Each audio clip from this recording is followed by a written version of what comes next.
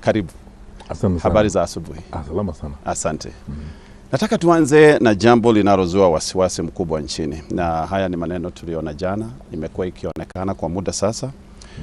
Kumekuwa na mtindo unaonekana wa mashambulizi dhidi ya viongozi wa upinzani. Sasa hivi mpaka kanisani hii mambo inafanyika.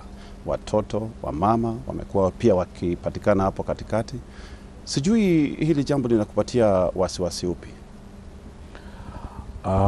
Kwanza kabisa Bwana Atoni, asante sana na asante kwa kukutana tena na kuombea mwaka mpya wa fanaka ukiendelea na hii maneno. Asante. Na wenzako katika Kameme. Yale mambo ambayo yalifanyika jana Udhaya ni mambo ya aibu sana. Na kama ingekuwa kitendo cha safari moja, ingekuwa jambo ambalo tunalizungumzia leo kwamba ilikuwa tukio la lisilo la kawaida. Lakini vile wewe mwenyewe umesema imekuwa mtindo. Tangu mwaka wa 2024 wakati wa maandamano ya vijana, tuendelee mpaka wakati wa uchaguzi mdogo ambao tumeona umefanyika hivi karibuni. Na maandamano yale ambayo yamefanyika na wananchi hapa nchini, hasa miji mikuu ya Kenya. Yes. Na uangazie pia mikutano ya viongozi wa upinzani. Ni kweli hakika kwamba inaonekana wazi kuna mtindo ambao mimi leo nataka kuzungumza wazi. Yes. Ni mtindo ambao unapangwa na serikali kwa kuangaisha viongozi wa upinzani, wa kuangaisha wale ambao hawaelewani nao. Yes. Kwa sababu huwezi kuniambia kwamba na mimi nina bahati kwamba nilikuwa waziri wa usalama wa Kenya. Yes. Ninajua vile vitengo vyote vya usalama vinafanya kazi.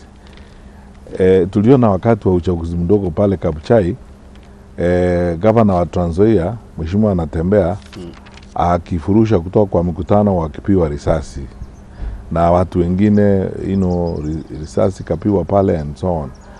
Hayati mheshimiwa Prime Minister Raila Odinga wakati wa maandamano wamepiwa risasi kabisa, magari napiwa risasi wazi mchana. Na sasa tumeona wakati wa maandamano hata miji mkuu kama hapa Nairobi watu wanatembea wengine hata na silaha. Sasa yale tuliona jana Udhaya ni huo mtindo. Na kwa nini nasema lazima serikali iwajibike ni kwamba ninaelewa vile vitengo vya usalama vinafanya kazi. Huwezi kuwa na kitendo kama kile tuliona jana kule Udhaya without county security team ya Nyeri kujua ni nini ilikuwa inafanyika, kwa sababu National Intelligence Service officers wako mpaka kwa sub county. Kukiwa na kiongozi wa upinzani kama mheshimiwa Gashawa anaenda kwa mkutano mahali 2-3 days mbele ya hiyo, wakuu wa usalama wa hiyo area wanajua kwamba kutafanyika mkutano wa aina hii hapa na viongozi ambao watakuwa hapa ni akina nani na akina nani watakuwa na hayo maneno yote. Inawezekanaje basi kwa mkutano kama huo watu waingie pale waanze kutupatia kazi kwa kanisa na kuna serikali? Lazima walipata nafasi, walikuwa na habari mbeleni kwamba mheshimiwa Gashawa atakuwa huko, ataabudu hapo. Saa hii nikisema wiki ijayo nitaenda kufanya misa Kisumu Central for example. Wakuu wa usalama pande hiyo, county security team, wakubwa wa intelligence watajua wote wiki in advance. Hata ukitumiwa barua namna hiyo ukialikwa na bishop, wanajua umealikwa na bishop, utafanya maombi hapo. Inawezekanaje kwamba watu waingie kwa kanisa watu kutupatia kazi pale, kupiga watoto, kupiga wakina mama huko namna hiyo? Lazima serikali ilikuwa inajua. Sasa wote naona hata wakubwa wa serikali wameanza kukashifu hiyo kitendo, kusema watafanya uchunguzi and so on and so forth. Hii ni maneno ya aibu, tuseme tu kweli. Hii ni maneno ya aibu. Miaka 60, zaidi ya 60 baada ya kupata uhuru, na Rigathi Gachagua ni kiongozi, ni mwanasiasa. Hakuna vile anaweza kuhatarisha maisha ya mtu yeyote eti ameenda pale kuzungumza kuna wananchi na kuabudu na wananchi, eti kanisa misa iharibiwe na mambo kama hayo. Hivi vyote ni vitendo vya aibu. Na ningechukua nafasi hii kwanza kukashifu hayo maneno ambayo yalifanya huko. Na pia namba 2 kusema kwamba aibu kubwa ni kwamba kuna viongozi, vile niliona kiongozi mmoja kutoka Laikipia akisema jana eti Mheshimiwa Gachagua alikuwa amepanga hiyo kitu ili kwenda kutafuta huruma kutoka kwa watu. Mimi sijawahi kusikia kitu ya ujinga kama hiyo maisha yangu. Na kama Mheshimiwa Rigathi alipanga hiyo maneno, basi simkamate hao watu alipanga nao, kwa sababu kupanga kitu kama hicho, kushusha taharuki katika jamii, ni kufunja sheria pia. Hata hiyo walituambia, polisi walituambia kule Kabuchai eti Natembeya alipanga hiyo maneno. Mbona hawajakamata mtu ambao alipanga hiyo maneno na Natembeya mpaka saa hii? Hii ni aibu, na ninasema aibu kwa sababu kwa hii maneno mimi nataka kuwa kabisa wazi. Ninaelewa mambo ya usalama kabisa. Nimekuwa hapo miaka 3 iliyopita nikiwa waziri wa usalama. Na aibu ni kwamba, na mimi ninashangaa, wakubwa wa usalama wengine wa nchi ni watu mimi ninajua sababu tulifanya kazi nao. Na hakika kusema ukweli, maofisa wakubwa wa usalama wengine ni watu wako na uzoefu mwingi, wako na sifa nzuri, wengine wanakaribia kustaafu. Mimi najiuliza mbona wanataka kwenda kustaafu, kukubali kubeba mizigo na uchafu wa siasa wakienda kustaafu. Mtu kama huyu Inspector General tulifanya kazi na yeye akiwa GSU Commandant Bwana Kanja. Na nimesema mbeleni na sina wasiwasi kusema hata leo hapa hadharani, he's one of our best police officers. Sasa anaenda kustaafu, mbona anakubali kubeba mambo ya uchafu kama hii? Huyu DCI huyu Amini ni mtu tumefanya kazi na yeye, mimi nimemjua akiwa katika utumishi wa serikali, na ninamjua ni mtu ninaelewa, ni mtu ako na uzoefu wa kazi, anajua kazi vizuri, mimi nilifanya kazi na yeye. Mbona wanakubali kubeba maneno kama haya ya siasa, ya uchafu wa siasa wa watu ambao wanataka kuharibu sifa zao, na wao ni wametumikia nchi vizuri, wanataka kwenda kuretire, alafu wanakubali watu wa siasa wanaharibu sifa zao namna hiyo. Lazima tukubali namna hii. Hatuwezi kuendesha nchi namna hiyo. Jambo lingine, Gatonyi, niseme hivi. Unajua wakati watu wa siasa wanaongea, hasa viongozi wa nchi vile wanavyoongea kujipiga kifua na mambo mengine mengi, ninaambia watu usisikize maneno wanaongea, angalia vitendo vyao. Hii ni serikali imeingiwa na wasiwasi kwamba watapoteza uchaguzi. Sasa mbinu wamebuni ni ile ya kufanya maneno ambayo yanafanywa na nchi zingine hapa Afrika Mashariki. Kwanza kususha ghasia, kusukuma viongozi wa upinzani, kujaribu kutisha viongozi wa upinzani, ikana kwamba watu wasonge nyuma ili wapate namna. Gatonyi, sisi sio wajinga hivyo. We are adults. Sisi ni watu wakubwa, tunaelewa serikali, tunaelewa maisha ya dunia hii. Unaweza kuangalia wazi. Mimi nimekaa kwa hizo maofisi, tumeangalia hii maneno. Unaangalia wazi. Hii serikali imepoteza support kila mahali nchi, hakuna kura. Hakuna kura kwa hii serikali, na wao wenyewe wanaangalia wazi kabisa na wanajua ukweli. Wacha hii kujifanya hapa na mapicha na social media na vitu zingine kudanganya. Wanajidanganya kwa sababu tunajua ukweli ule huko. Na wale wanafanya kazi kwa serikali ni wananchi wa kawaida. Wengine ni watu tunajua, tumejua kwa miaka mingi. Tunakutana nao kila siku. Hata wewe Gatonyi saa hii nikikuuliza, si unajua wafanyakazi wa serikali wengi sana? Watu wengine wako katika mashirika haya hata ya usalama, ni watu tunaongea nao, tunawajua wote. Wanakuambia ukweli, wengine wamechoshwa na vile hii maneno inafanya na vile serikali inaendeshwa. Kwa hivyo hawa wakubwa wanajua ukweli. Wacha kujifanya hii wanaenda kwa mikutano ya hadhara kununua watu, kupeleka watu na mabasi na nini. Hakuna. Support imepotea. Sasa kwa sababu ya hiyo ni kujaribu sasa kutafuta hii mbinu kuona kama inaweza kuwasaidia kupata kura. Nimesikia waziri wa usalama amekashifu hili jambo na amesema watafanya uchunguzi. Mimi nashangaa hizi picha zote zinapiga round kwa mtandao, tunaona watu wamebeba AK47 wote. Sasa ni uchunguzi gani unahitaji kufanya? What is complex? Ni kitu gani hapo unafanya uchunguzi?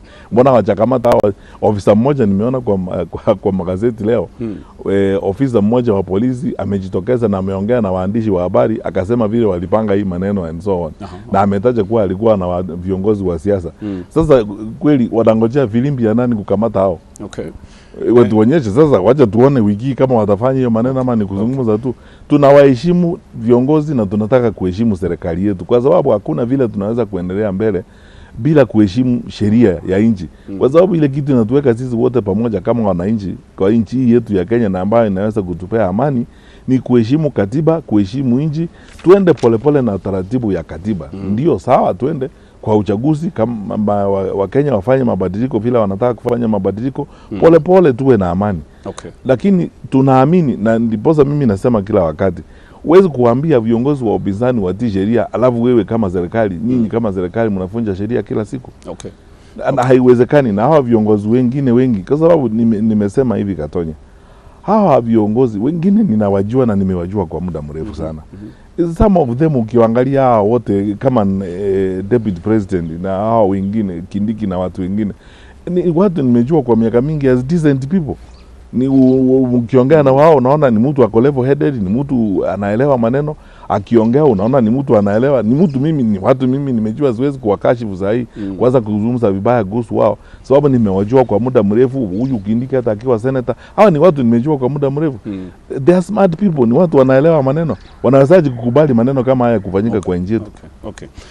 Umetaja mataifa ya Afrika Mashariki, tumeona hizi vitu zikitendeka nchi jirani. Na watu wanahofia labda hii ni mbinu hiyo inataka kutumika hapa nchini. Sijui kama mmejitayarisha kupambana na hali kama hiyo? Ndio hiyo nafikiri wanataka kujaribu hapa, lakini mimi nataka kukueleza hivi ndugu yangu, Katonya. Kenya ni Kenya. Kenya sio nchi hizi zingine hapo unaona watu wanaendelea namna hii. Kuna mambo mawili ambayo mimi najua wakati mwingi sana nimesema hivi, wengine wanafikiri, saa ingine ninaambiwa na marafiki zangu hata wengine kwa siasa kwamba mimi si watuzi serikali sana, situzi watu sana and so on. Ni kwa sababu ninaamini kwa sababu ya uzoefu wangu wa management, administration na public affairs kwamba mwishowe tuna nchi ya kujenga na tuna nchi ya kuhifadhi hapa Kenya. Lazima tuweke amani. Tunaweza kuwa na tofauti za kisiasa na tofauti za mafikira mbalimbali, sawa. Lakini tukumbuke kwamba sisi zote tuzingatie ustawi wa nchi yetu, usalama wa nchi yetu na amani ya nchi yetu. Kenya ni Kenya. Kenya sio nchi zingine hizi za hapa. Yale mambo ambayo yanafanyika hapa, Wakenya wanapenda nchi yao. Haya mambo yanapangwa hata kwa ukiingia sahi, hata kwa vitengo vyote vya usalama, wale ambao wanafanya kazi pale ni Wakenya. Wengine ni watu ambao wamechoshwa na yale maneno wanaona pale. Wengine ni mtu kama mimi nimekuwa hapo miaka 3 iliyopita.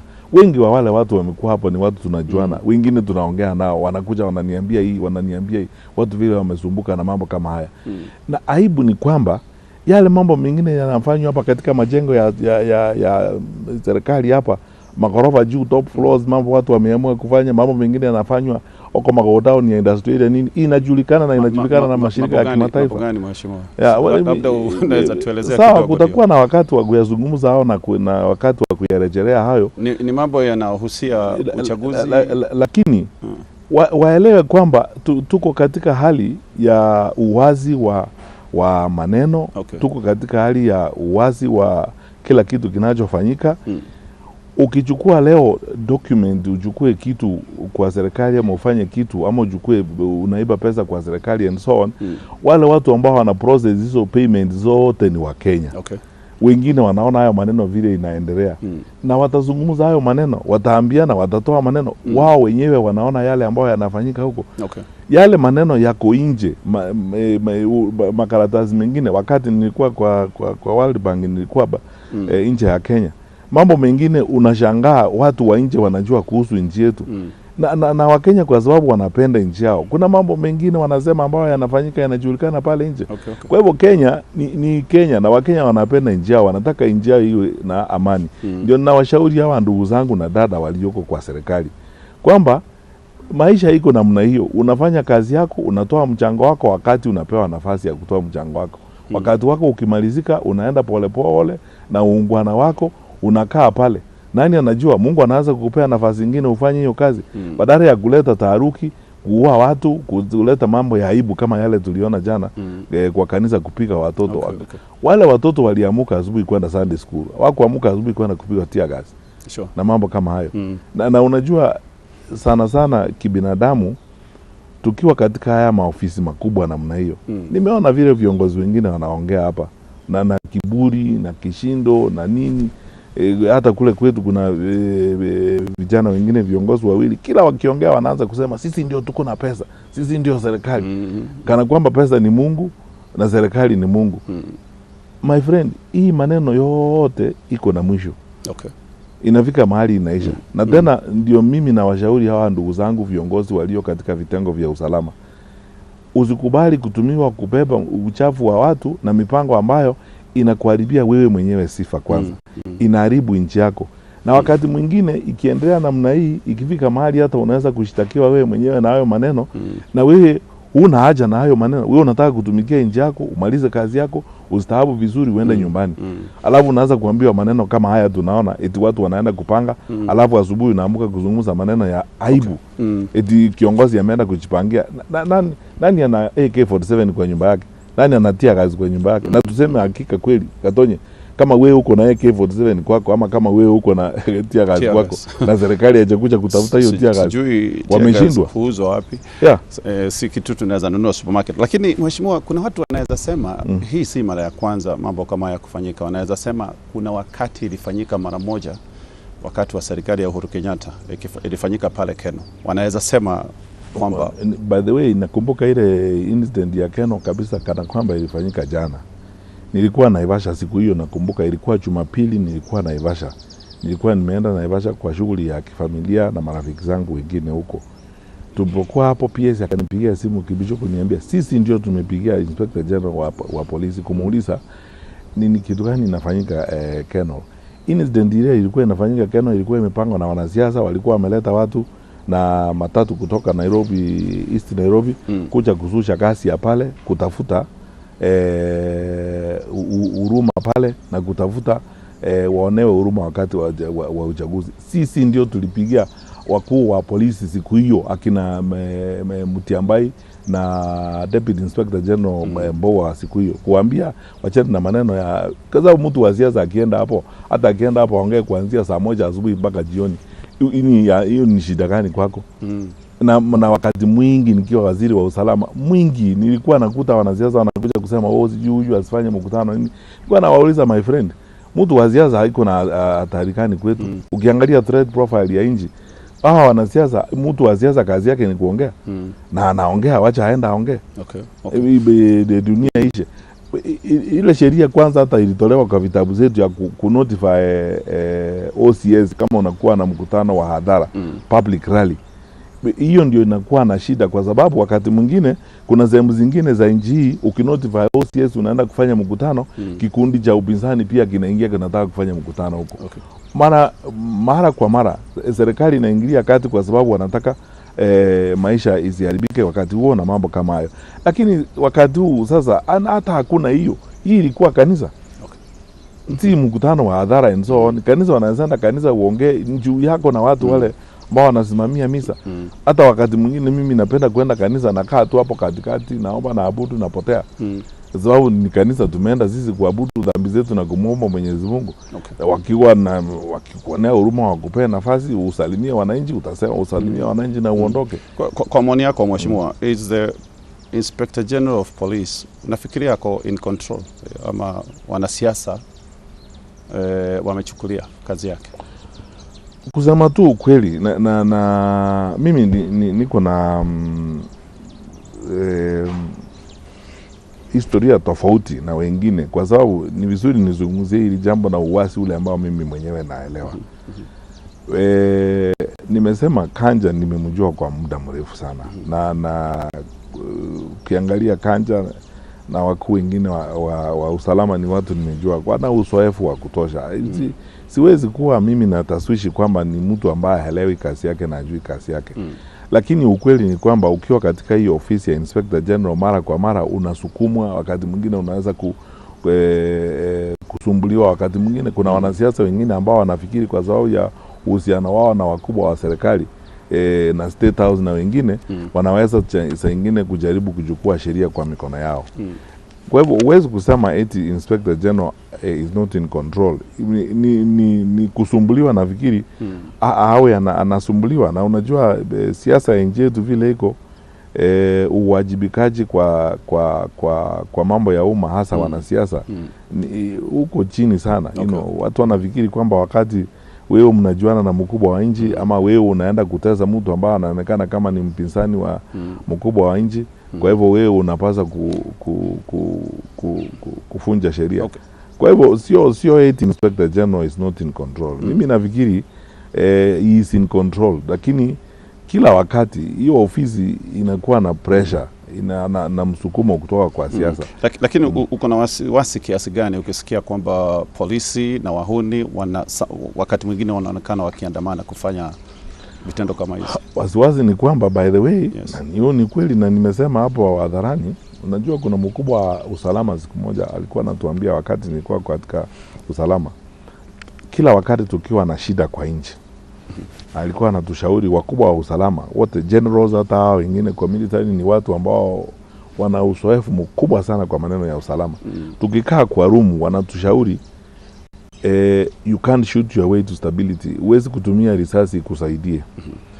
Kila wakati serikali lazima itafute mbinu za kutumia kuongea na wananchi, sana sana mjadala, kuzungumza na wananchi, kutafuta viongozi wale ambao wanaheshimika na wananchi, kukaa chini kuongea nao, kubadilishana maoni. Wakati mwingine serikali inaweza kukubali, well, hapa tuko na shida kidogo, lakini tunaomba msamaha ili nchi iwe na usalama wa kutosha. Sasa hofu niko nao ni hii, ama wasiwasi niko nao ni hii, tukiendelea kufanya vile tunaendelea namna hii, eti wale wako na serikali wao wako na uwezo wa kufunja sheria vile wanataka. Wakati tulikuwa na by election kule Nyamira, hadharani mchana watu wamebeba mishale na mapanga, mchana wameandamana na mjumbe wa bunge, wanatembea mchana na polisi wanawaangalia. Hakuna mtu anakamatwa na so on. Unajua tukiendelea namna hiyo, lile litakalofanyika ninaweza kukuambia hapa free, kwa sababu wananchi watafika mahali waseme kama ni hivyo, sasa sisi lazima tujitetee. Kwa sababu sasa siwezi kuwa sisi ndio tunatii sheria na wale wengine hawatii sheria. Ikifika hapo, hatuna polisi wa kutosha wa kumanage nchi.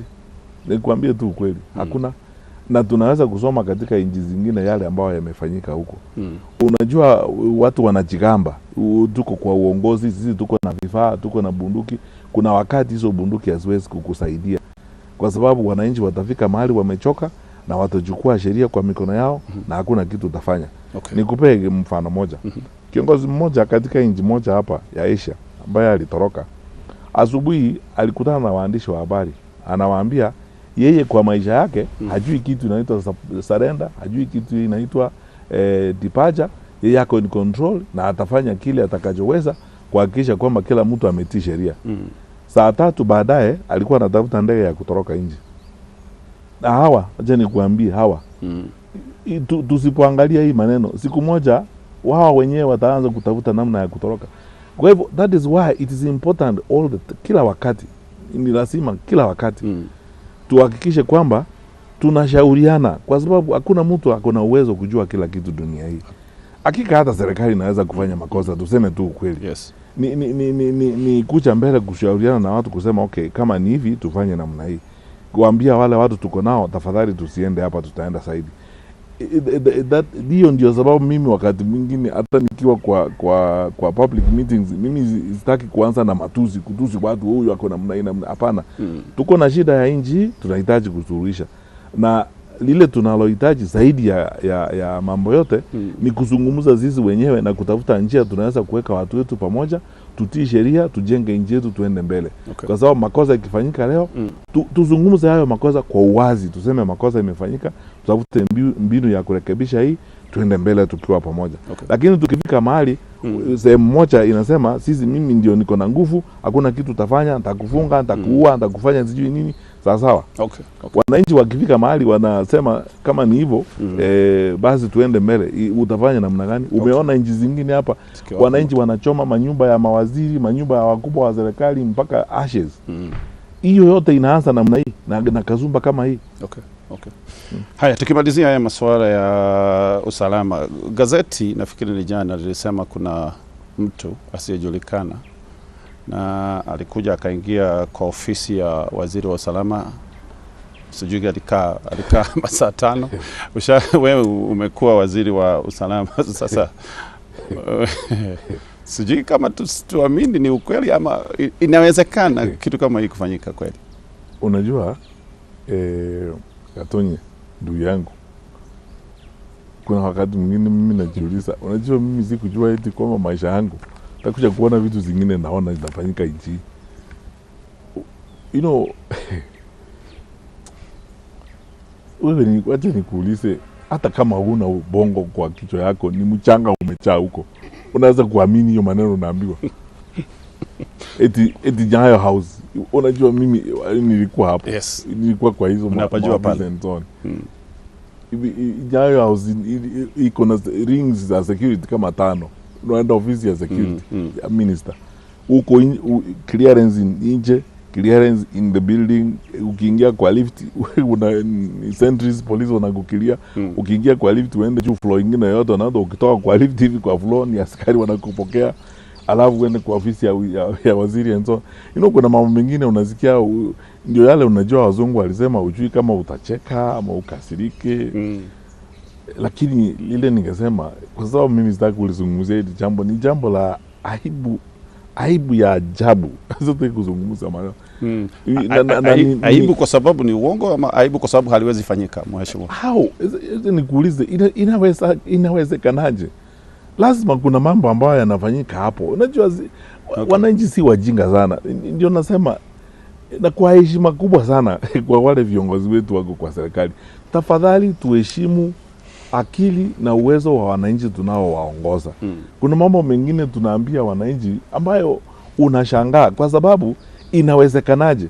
Sasa labda kuna kitu inapangwa hapo, kuna mambo inaendelea hapo. You know, unaweza kuona hizi rocket science, unaweza kuona hapo kuna kitu inafanywa hapo.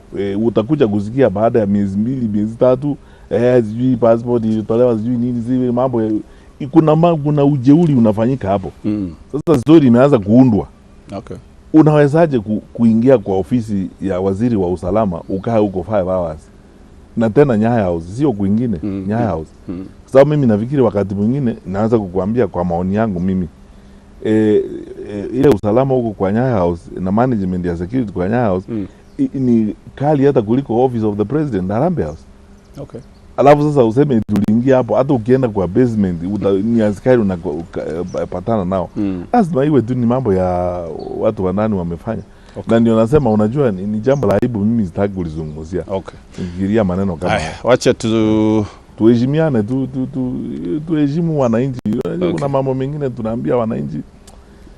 Kwa heshima kubwa kwa hao viongozi, tuheshimu wananchi jameni. Okay. Okay.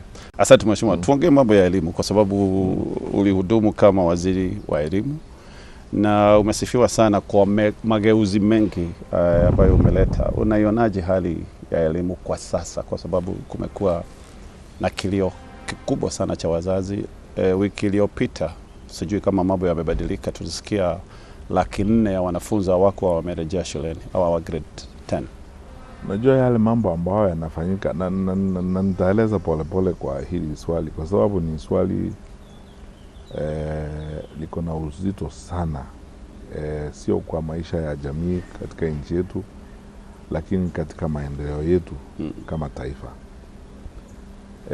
Yale ambayo yanafanyika katika sekta ya elimu Kenya hii, yes, ni kielelezo chema cha vile serikali hii inafanya kazi. Na ukiangalia yale ambayo yanafanyika katika sekta ya elimu, unayaona katika kila sekta ya nchi yetu ya Kenya. Okay.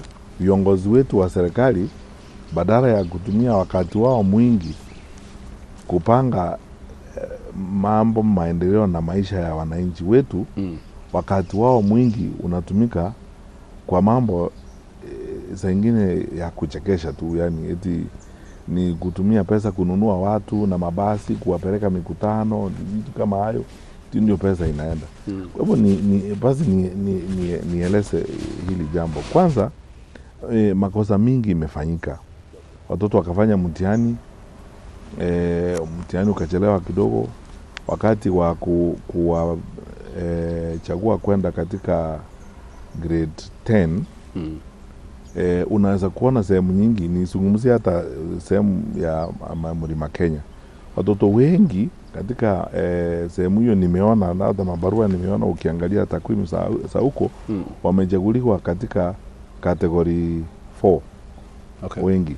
Na tena hiyo imefanywa kwa njia ambayo inashangaza. Mtoto anatolewa ako Kirinyaga, amechaguliwa, amekuwa placed shule iko Laikipia kama kwa mfano. Mambo kama hayo. Sasa inabidi wazazi waanze kung'ang'ana kufanya kusahihisha, kutafuta shule ambayo iko karibu na mambo kama hayo. Kwa hivyo kulikuwa na shida hiyo ya kuwaweka watoto katika shule zinazofaa na shule ambazo ziko karibu nao.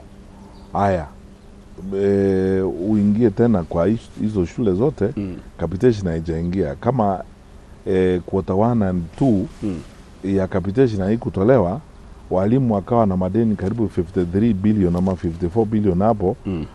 Hata ukitoa capitation walimu wakawa na madeni ya karibu 47 billion, ukitoa capitation, ukitoa hapa 53 and so on, walimu wanaenda kulipa madeni ya quarter 1 na quarter 2.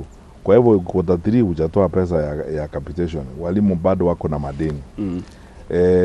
Na sasa number 4, kwa sababu hakuna regulation, unajua wizara ndio inapaswa kukaa chini na viongozi wa sekta ya elimu ifanye mpango. Nimeona mabarua ya shule. Mimi kwa sababu kama kila kiongozi, watu wanakuja, wengine kwangu nyumbani, wengine mnakutana nao, mkikutana kwa kanisa, kuna wazazi ambao wako na shida. Kwa hivyo unaona haya mabarua mengine ya grade 10. Shule ingine inauliza 47,000 ya uniform, ingine inauliza 52,000, ingine. Haya ni maneno ambayo yanapaswa kuzungumzwa na kupangwa. Kwa sababu sasa ukiwajia kila shule na kila kamati ya shule iamue, mwisho ya mtu wa kuumia ni mzazi. Sababu unajua kila vile ilivyo wakati hakuna mpango na hakuna regulation. Mzazi ndiye anaumia. Ukienda hapa unaulizwa 47,000, ukienda pale unaulizwa 52,000 na mambo kama hayo. Ukijumuisha hii mambo yote, hii pesa zote, kwa mwaka moja ni zaidi ya shilingi 1,100. Na haya yote yanakuja wakati wazazi wetu wengi wako na shida. Wale ambao wanafanya kazi, payslip imekwisha, hakuna kitu huko, unalipa SHA, unalipa housing, unafanya nini, alafu sasa uambiwe utoe hizi pesa zote kwenda kwa shule. Ndio unaona sasa wakati viongozi wanaanza kusema tumewaambia machifu na manaibu wa machifu wahakikishe kwamba watoto wameenda shule. Kwanza kabla hatujafika hapo, tujiulize na tujibu hili swali: kwa nini watoto hawajaenda shule? Kwanza kuna hiyo confusion ya placement. Uje pili kuna maneno ya fees na capitation. Uje ya tatu kuna confusion hiyo ya ni kitu gani kinahitajika kwa shule, unahitaji kufanya nini. Haya yote yanaonyesha kitu moja. Kwa upande wa serikali hakukuwa na mpango kapambe wa kutosha mwanzo. Kwa sababu unajua haya maneno vile tulikuwa tunafanya wakati tulikuwa kwa hiyo wizara.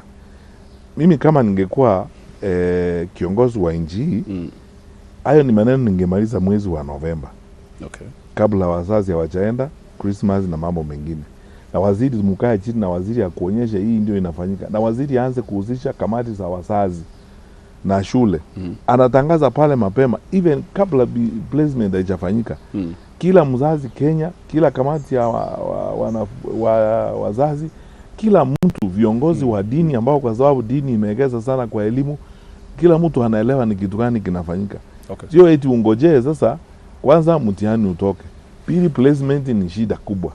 Tatu, sasa taharuki imetokea, kila mtu anaenda, mwingine north south, hakuna mtu anaelewa kitu gani inaelekea.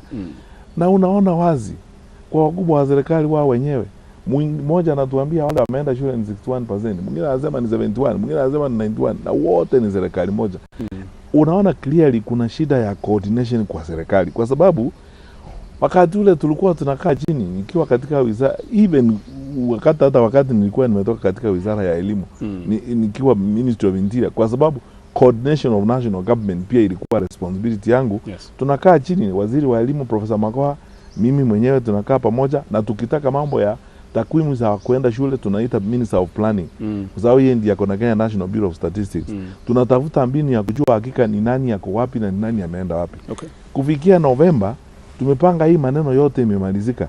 Sasa sio eti zote tunashitukia. Wakati mwingine unaona mawaziri wenyewe, watu wengine wakubwa wa serikali wanaulizwa maswali hawezi kujibu wewe vizuri. Kwa sababu hakuna mpango, hatujatilia maana hii kazi. Hiyo ndio sio priority yetu.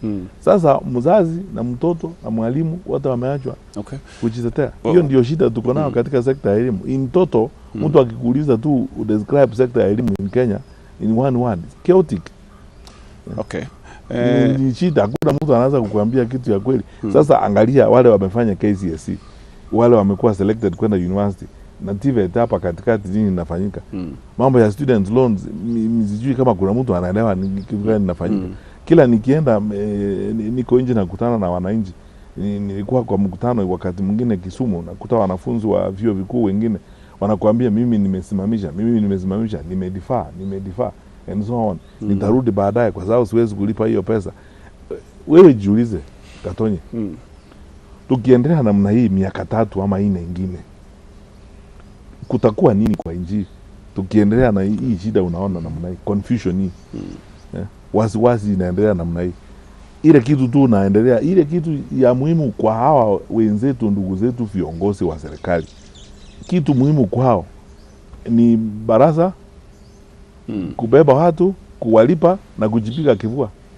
Okay. Hakuna wewe niambie, hizi pesa zote zinalipwa, watu wanalipwa huku wanabebwa na mabasi. Kama hii pesa yote ingekuwa kwa ministry, tuna pesa ya kutosha Kenya. Hiyo ndio ninasema. Tuna pesa ya kutosha Kenya. Okay. Wale tunauliza uongozi because tunataka kuzaisha haya. We want to fix this. Hizi pesa zinanunuliwa watu kila siku, wanapelekwa sijui wapi, State House, wapi Sakana kupewa pesa. Hii pesa yote tuiweke kwa Ministry of Education. Tulipie watoto wetu shule, ili capitation iingie mapema, watoto wapate huko. Shule kifunguliwa, pesa iko kwa shule. Na umesema pesa iko. Pesa iko. Sasa wewe jiulize, hii ya kulipa watu inatoka wapi? Okay.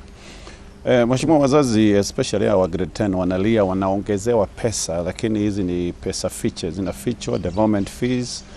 Wakati wako hii shida haikuwa. Uliwezaje kudhibiti hili jambo? Kwa sababu number 1, na unajua Gatonye, wakati huo watu walikuwa wananiuliza mbona ninaenda shule, na nilikuwa naambia watu huwezi kufanya kazi mahali wewe huelewi wewe mwenyewe. Na mimi ninaelewa inchina, nilikuwa naelewa kazi yangu.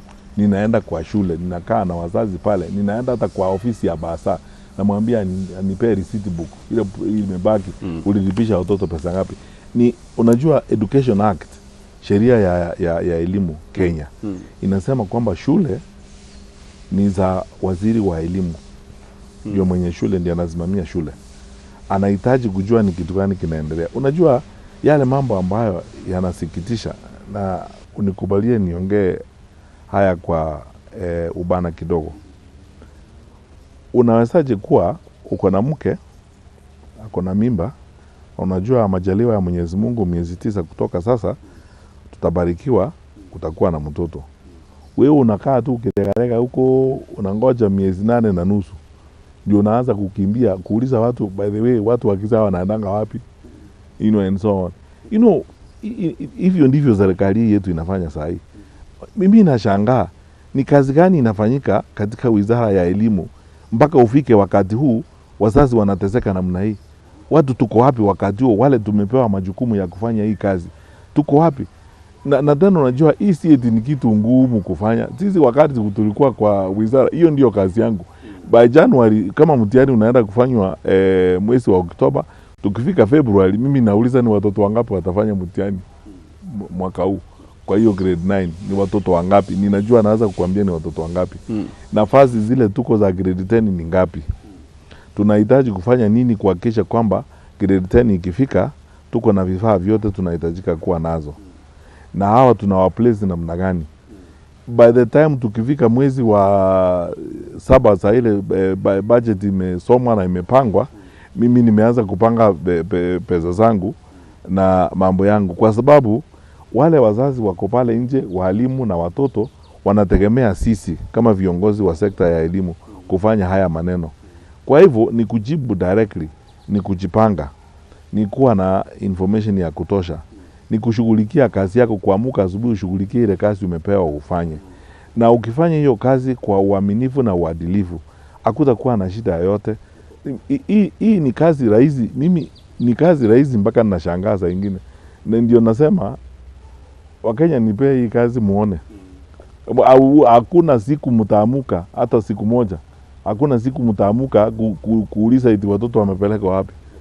Saa hii sasa ndio watu tunakimbia up and down kuuliza vitabu ya grade 10. Tulikuwa wapi miaka iliyopita? Una maoni yapi kuhusu huu mjadala wa wanafunzi wasipelekwe shule bali na kwao, especially lakini kama day school unajua kama day school unajua ni mambo ya common sense. Kama day school unajua ni watoto wanaenda shule asubuhi na wanarudi.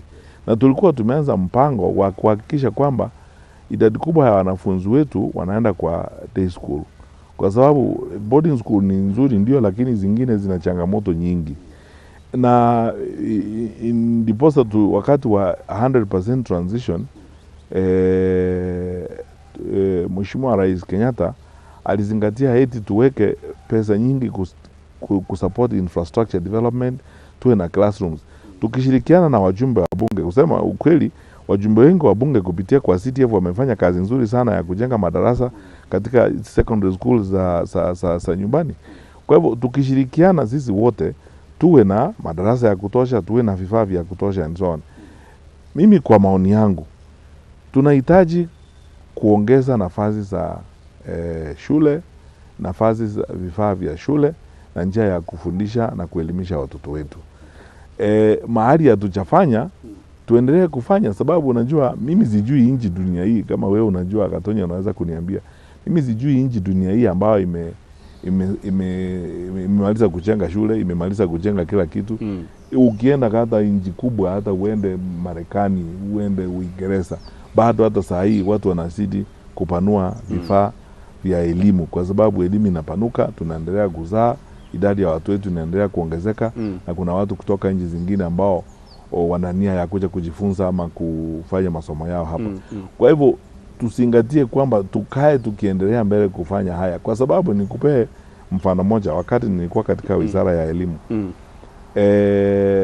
ile shule ya wasichana ya Mama Ngina ya Mombasa town, yes. Siku moja nimeenda pale nikapata wazazi karibu 200 huko nje. Literally wanalia majosi hapo, kila mtu anataka kuingiza mtoto hapo na nafasi ni kidogo. Na hiyo shule imekuwa hapo day school tangu the 60s and so on. Sasa tulikaa na Mheshimiwa Rais tukasema hatuwezi kuendelea namna hii, twende pale tutafute shamba pale Shanshu, tukate shamba kidogo kutoka Shimo la Tewa Boys High School na Prison Service. Hizi zote ni mashirika ya umma, tupate nafasi ya kutosha, tujenge shule kubwa kiwango ya Alliance Girls. Okay. Tuweke watoto. Sasa hiyo shule iko na wanafunzi zaidi ya 1000. Okay. Na tunaweza kuendelea namna hii, twende Garissa tufanye hivyo, twende Mandera tufanye hivyo, twende Wajir tufanye hivyo, twende Kwale, sababu in fact kutoka Mombasa tulikuwa tunaelekea Kwale, tulikuwa hata tumetenga ardhi Kwale. Waziri wa ardhi Mheshimiwa Farida Karoni tulikuwa tunaongea na yeye, tumetenga ardhi Kwale 100 acres ya kujenga tena shule nyingine kubwa pale kama Alliance High School, kuchukua watoto 1500 na zaidi. Tuendelee namna hiyo kupanua maendeleo ya nchi. Okay. Ni kuhakikisha kwamba tunaendelea mbele kila wakati, tunasonga mbele kila wakati. Tusipoteze wakati kusumbuana saa hii, bora tu tufanye the right thing saa hii. Okay. Mheshimiwa, maafisa wa serikali kwa sasa wanasema wanatumia jina bungled. Mlifanya makosa kubwa wakati wa implementation.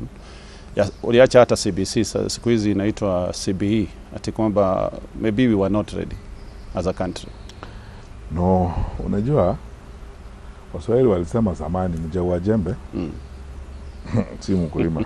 Unajua kama kazi inakushinda, kizingizio ni unaweza kutafuta kizingizio 1000. Tulikuwa na mpango kapambe wa kuimplement CBC.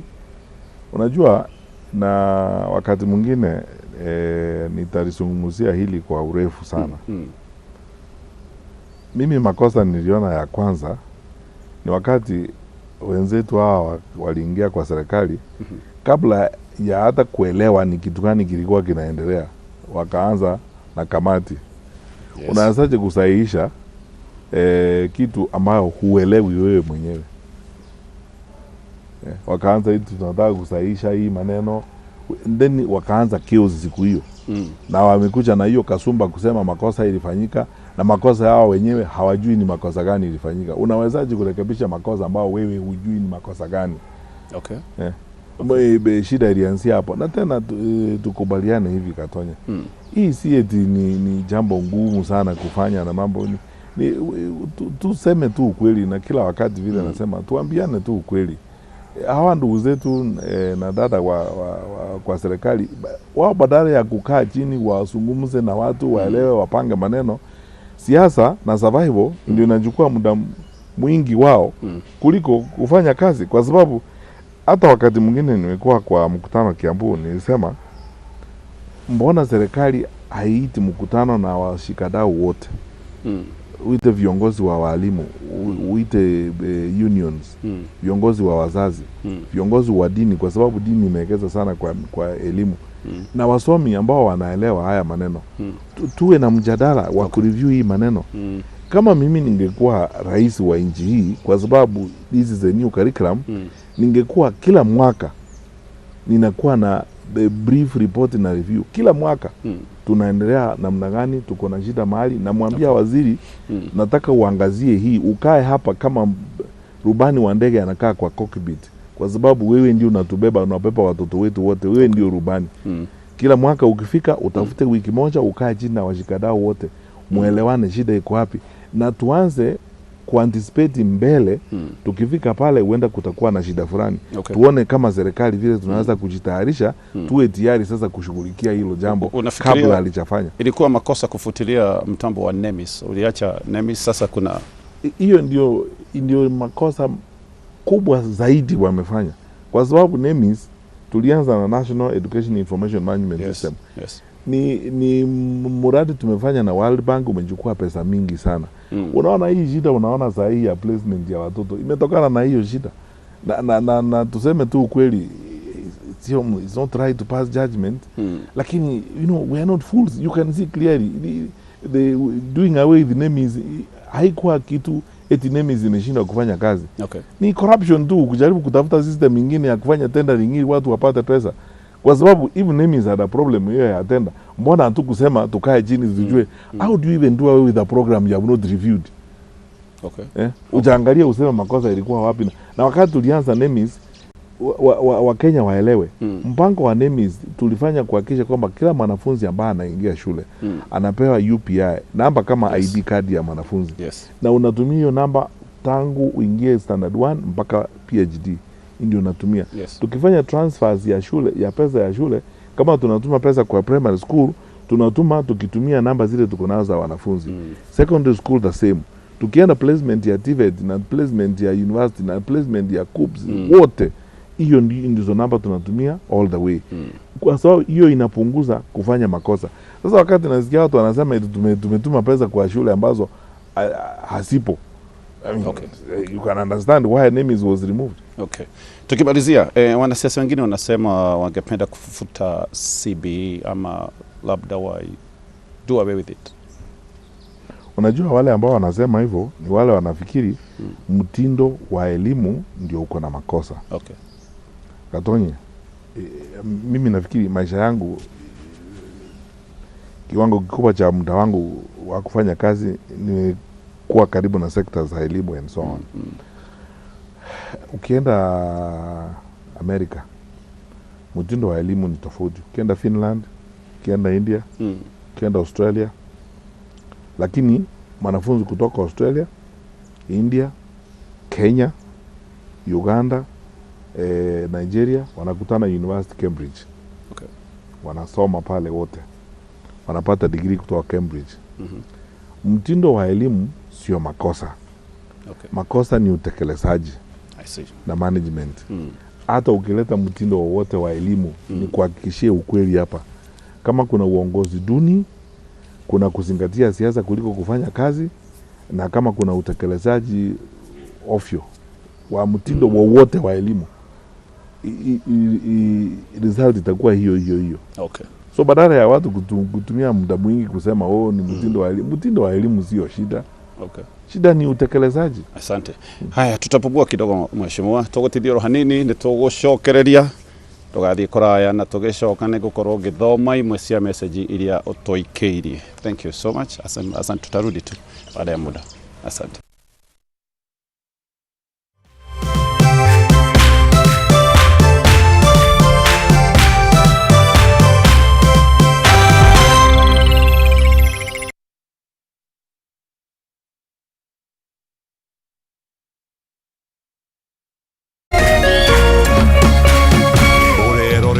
Kameme TV. Nitwerute kumatha kirathimo kia Ngai na wega wake. Niamu kurathimwo ni mundu urumbagia aria matari hinya. Ucio Jehova ni arimuhaturaga hindi ya mathina. Twerute kumatha irathimo cia Ngai. Kwigwatira skiza tune kurathimwo hihinya *811 *227 #. Why wait for fun? K24.digital brings you 24/7 entertainment. From the pitch to the playlist, from celebrity gossip to the memes you love. We're not just news, we're your non-stop ticket to everything cool and trending. So get in the know. K24.digital. Follow the buzz 247.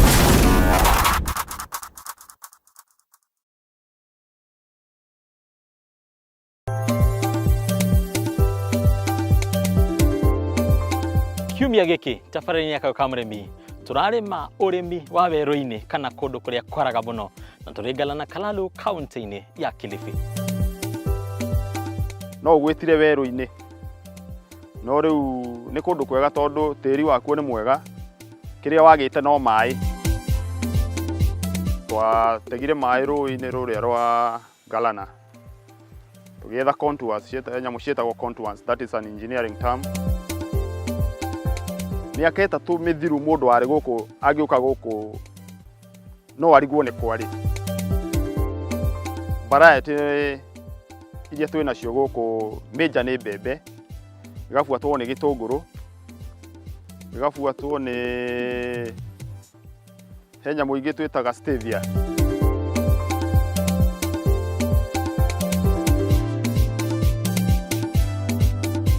Nyitanĩra na ithuĩ nĩgetha tũgũthomithie maingĩ megiĩ ũrĩmi wa maĩ makĩria icigo iria nyũmũ.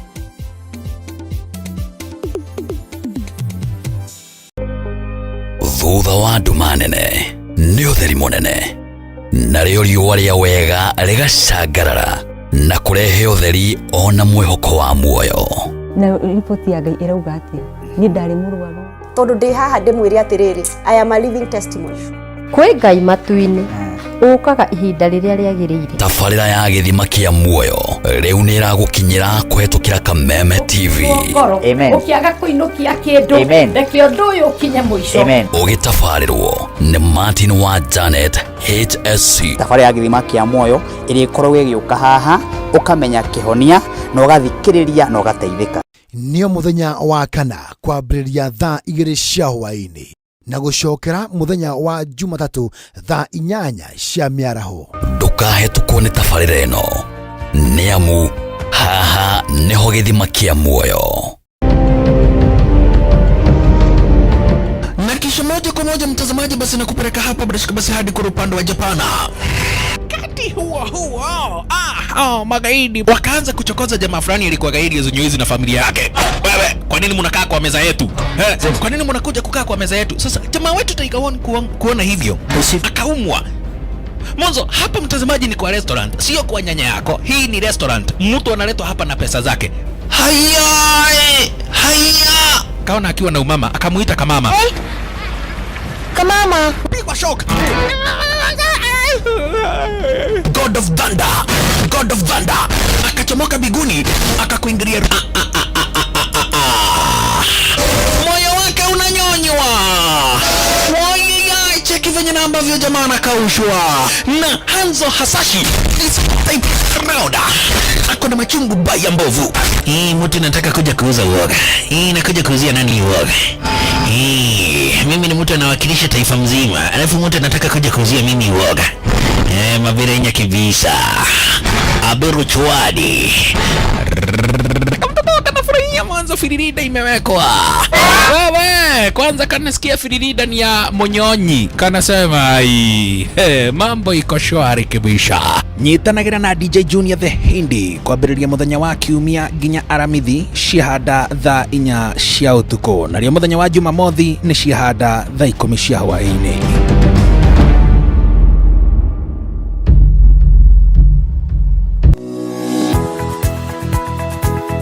Umako niki wagu ni gukora ukinyite guku thaa 4 Kaendeaga ndangari Reke ngwire mwaka uyu wothe ndirenda mundu ukuni stress abohejio ni maku Are we together? uramaanisha atia Kenjokere ndina mood cia gukwariria ni gute gutheri nie Ona ni uranjagira kiene ni maundu mariku wambia bure kabisa no raruma ni ati ongika Tumie kanua kau ka gutwire mata. kaukire kunjirithia igua riu no wambia gwikoa amucerana koro we naguo we niki wona nie ndeka ona batire ukoro wikirite marinda we ungirwo ndungigua nyugwibanga ndukwenda mataro makwa urenda ndakarebe na ndirege tundu arakara wikaga atia ona ndui nio gotacio mukoragwo naguo ndiendaga ni ati ungi utangika we ruo yake ndanguteithie naki nie ndioe no menya kiri ugucagia thaa ici ni kiraguthukira we serious niki kiraguthekia That's nice. kawage cheza no no ageria we boru kuma rĩrĩa bũrũri wagĩire na wĩyathi, maũndũ macenjagia rĩrĩa mũgambo wa mũingĩ wahĩmbĩrio nĩ atongoria na thirikari. Gĩthomo-inĩ, ũrĩmi-inĩ, wonjoria-inĩ, ũgima wa mwĩrĩ, o hamwe na ũteti. Na nĩkĩo gũkũ gwa Kameme TV tũrĩnyitanagĩra nawe o mũthenya wa mwambĩrĩrio thaa 1 nginya thaa 4 cia hwaĩ-inĩ tabarĩra-inĩ ya Baratha ya Kameme TV. Tukirunga uria mawatho mitaratara ona ũteti wagĩrithagia kana kũhotomia mamwe ma maũndũ maya. Woza mokalaizwe kamwe kuja. Woza Mr. Mavela, Mr. Mandunya, Mr. Mabujeng ni kama sawa kururumia. Nani wanti for James aka Miss Kanyoni aka the Lioness. Kumada kenda cia hwaĩ-inĩ kinya thaa 11 cia hwaĩ-inĩ. Reremboka o'clock Monday to Friday iko nini?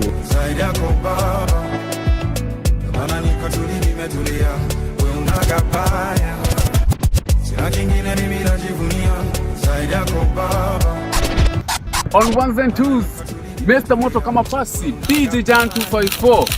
Wamwambĩrĩrio Monday tugakurehere #Afro Monday edition. Naguo wa kerĩ tukaingira thĩinĩ wa kanitha wa Reremboka. Naguo wa gatatũ nĩ Wagwa Wednesday. Naguo mũthenya wa Thursday tuga pulo. Tuendelee ama tusiendelee? Tugacoka makinya merĩ na thutha #TBT. #Ciauga mbere nĩyo Throwback Thursday. Ken. Naguo gatano tukamalo. Anguka nao. Tukainĩkĩria wiki Insta.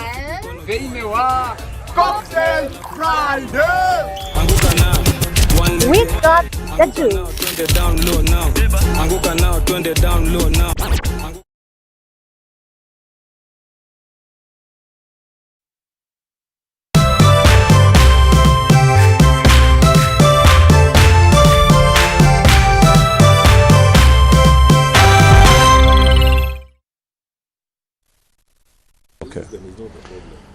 Okay, thank you rorigi ni undu wa gukorwo hamwe na ithui na turenda kwamba kurora kuna SMSs, watu wanauliza maswali kidogo, wengine pia wanatuandikia wakisema tuko pamoja na tunashukuru sana. Nimeona mtu anaitwa Shiroa Naivas, thank you. Gura wa Thika, asante.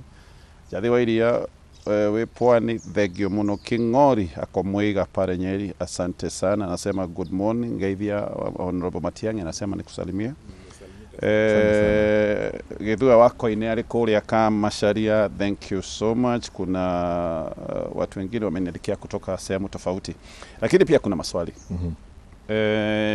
Na swali la kwanza ni kutoka kwa mtazamaji wetu ako Nyeri County, anasema salimia Mheshimiwa Matiang'i.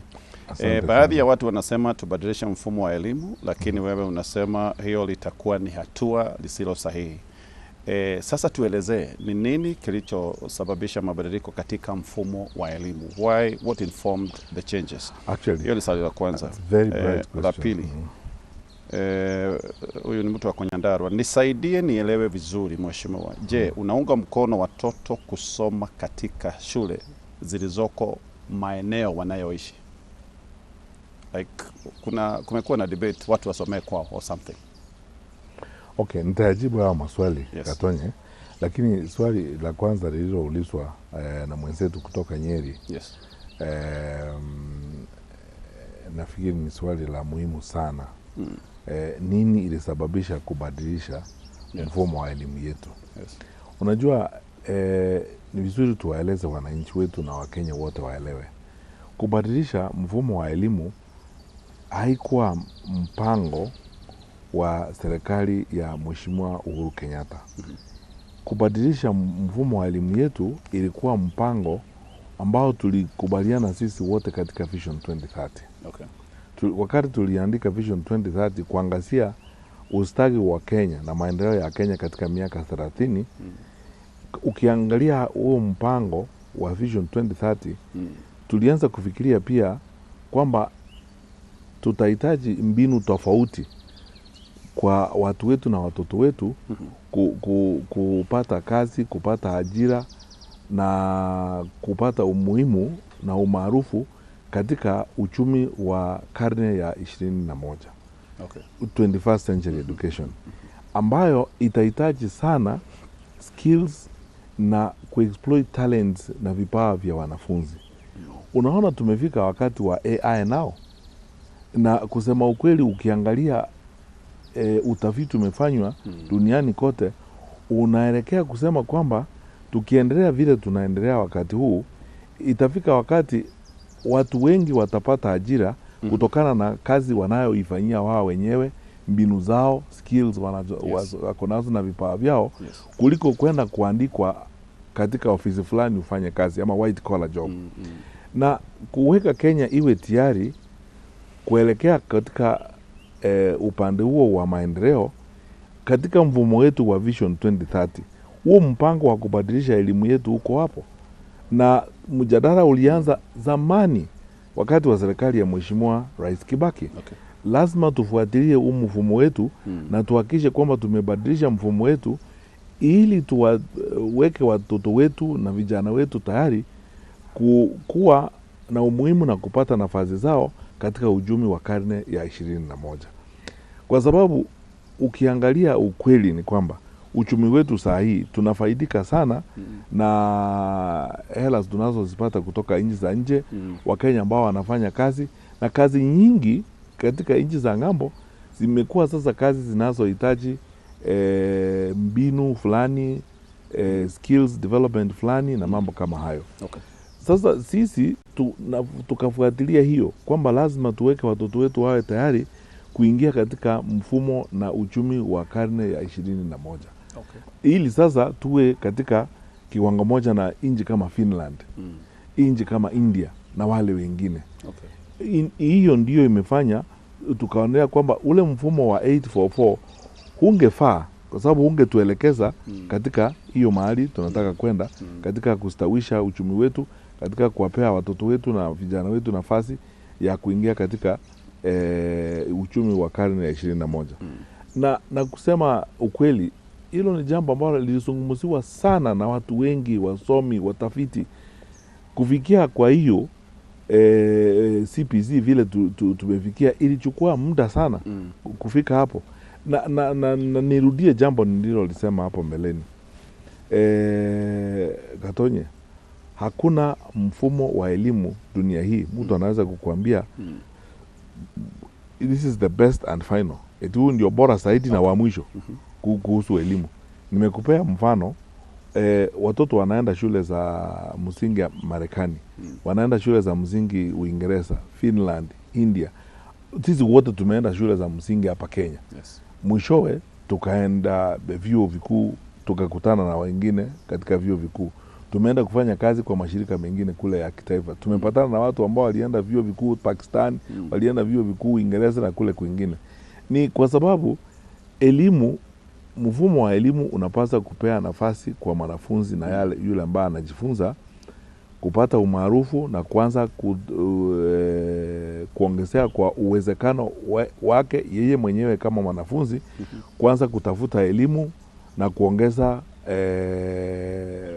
masomo kwake yeye mwenyewe. Yes. Ndiposa unajua mtu akimaliza shule katika university unasema we are giving you power to read and do all that appertains.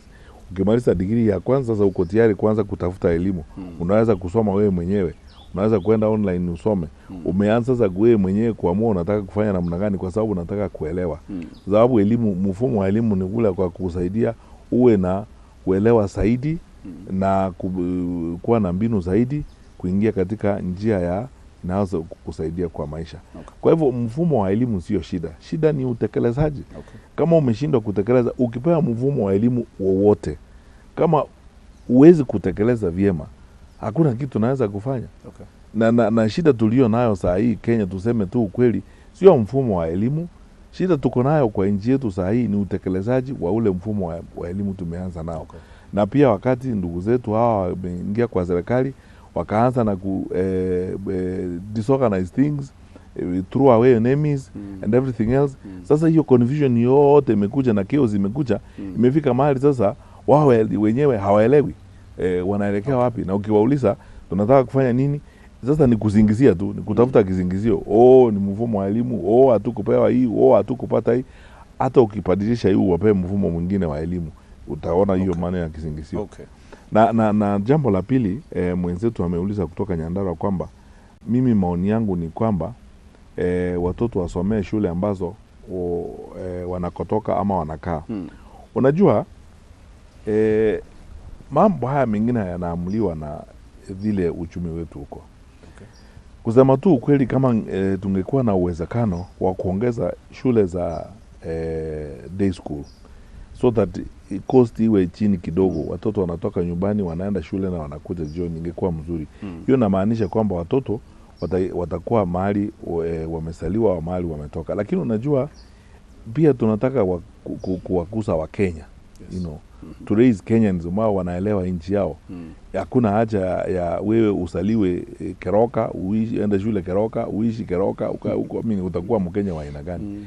Lakini viwango vikubwa vya shule, ukiendelea mbele ufike college, ufike university, itakupea sasa nafasi ya kwenda Mombasa Polytechnic, ya kwenda Dedan Kimathi University, ukutane na Wakenya wengine, ukutane nao pande hiyo. Lile liloko vile nilisema ni kwamba tunahitaji kuongeza nafasi za elimu. Okay. Unajua wakati ugatuzi tulianza mfumo wa serikali wa ugatuzi, kuna sehemu zingine nchi ya Kenya kama zile zinatoka arid and semi-arid areas, walisema wao walichelewa kidogo kupata hela za serikali na mipango ya serikali, waangaliwe tofauti, wapate equalization fund ili wapate resources zaidi ya kusaidia wao kujenga shule. Hapo mimi nafikiri tunahitaji kuwashauri wenzetu ambao wako katika kama kaunti hizo waharakishe, wafanye bidii kuhakikisha kwamba nao wameegeza kwa shule, wameongeza nafasi za shule. Okay. Lakini niseme kitu moja, ni hatari sana kusema kwa nchi yetu ya Kenya. Mimi nimetembea sana kwa nchi wakati nimekuwa waziri. Kuna sehemu zingine nimeenda kwa nchi ambao unashangaa sana. Hao wajumbe wetu wa bunge, kila mtu anapata pesa za CDF. Tuseme tu ukweli, mbele ya Mwenyezi Mungu. Kuna constituencies zingine nimetembelea, ukienda unapata wajumbe, unajifunia hao wajumbe kazi wamefanya. Nimeenda wakati mwingine, Meru for example, nikapata unaona wajumbe wa bunge ile kazi wamefanya pale, ya kusaidia mashule vile wamejenga, unafurahia sana. Niseme tu ukweli, hata kule kwetu Kisii na Nyamira nimeona vile wajumbe wanaegeza kwa shule. Yes. Na sehemu nyingi hata mkoa hapa wakati na kule kwingine. Na pia kuna sehemu zingine nji unashangaa, unajiuliza hii pesa ya CDF inaenda wapi? Siku nyingine sitaki kutaja hiyo constituency. Siku nyingine nimeruka na ndege na nikuwa na mjumbe wa hiyo constituency kwa ndege. nimezurura na yeye kwa ndege kwa helikopta juu, namuuliza mheshimiwa, wewe umejenga shule wapi? Hakuna shule, na tulikuwa na yeye kwa ndege tu. Ananiambia sasa, waziri, tuingie hapa, tukaa hapa, tuongee na watu kwa market. Namuuliza wapi market? Sioni market kutoka hapa juu. Anasema ni kwa sababu tuko juu. Wewe tutue tu, tukifika chini utaona market. Na unaangalia huyo ni mwanasiasa ambaye ni kelele tu kila wakati, na nimetembea naye. Kwa hivyo kuna hizo tofauti vile watu wanafanya kazi, lakini tutumia wakati mwingi. Tuko na rasilimali ya kutosha. Mimi kuambia tu kweli, siwezi kusema eti Kenya hatuna pesa ya kutosha. Kenya tuko na rasilimali ya kutosha kuhakikisha kwamba elimu yetu inaenda mbele. Okay. Mheshimiwa Daktari Matiang'i, wacha sasa tuongee kuhusu chama chako cha Jubilee. Mlikuwa na mkutano wiki iliyopita na mkafanya mambo mengi, niliona mabadiliko kadha wa kadha. Kwanza kabisa niulize, mkutano huu wa chama ulifanyika katika mazingira yapi? How was? Unajua tangu mwaka uliopita wakati tulikuwa na special delegates conference tarehe 26 mwezi wa Septemba, wanachama na viongozi wa Jubilee wameamua sasa tuanze kustawisha chama chetu, kujipanga kujiandaa kwa uchaguzi. Okay. Tuseme tu ukweli, unajua mwaka wa 2022 tuliingia kwa azimio sisi wote. Yes. Na nikizungumza sasa kama maneno ya chama, tuliingia kwa azimio. Kulikuwa na utata kidogo kuhusu uwaniaji wa uchaguzi katika viwango vya MCA na parliament na senate na huko. Kuna mahali pengine ambapo tungepata actually viti kama haikuwa hiyo maneno ya kunegotiate na mambo kama hayo. Lakini kumekuwa na msukumo sana kutoka kwa wanachama wa chama cha Jubilee kwamba tafadhali sasa ni wakati wa kurudi kwa chama chetu, tuchenge hiki chama, tuboreshe chama, kwa sababu tulikuwa kwa serikali na tulifanya yale tulifanya kwa serikali na maendeleo mengi na mipango mingi ya maendeleo ambayo sasa ingine imekwama kama zile barabara za Maumau huko na so on. Na tumekuwa na msukumo sana kutoka hata kwa wananchi. Sasa tukaanza maneno ya kupanga chama upya. Sasa hiyo ndio imeelekea mkutano tumekuwa nao wiki iliyopita kuendelea sasa katika hiyo safari ya kuendeleza chama chetu. Na katika mpango huo, unajua sasa kama shirika, chama ni kama shirika. Yes. Mnakaa pamoja, ama kama chama ni kama timu, unajua. Kufika mahali kwa timu nasema sasa tumeenda namna hii, ningependa sasa nileta huyu goalkeeper mpya, nataka kubadilisha kidogo, huyu atacheza left badala ya kucheza right, namna hiyo. Kwa hivyo wanachama wa Jubilee wanapanga timu tukielekea kwa uchaguzi.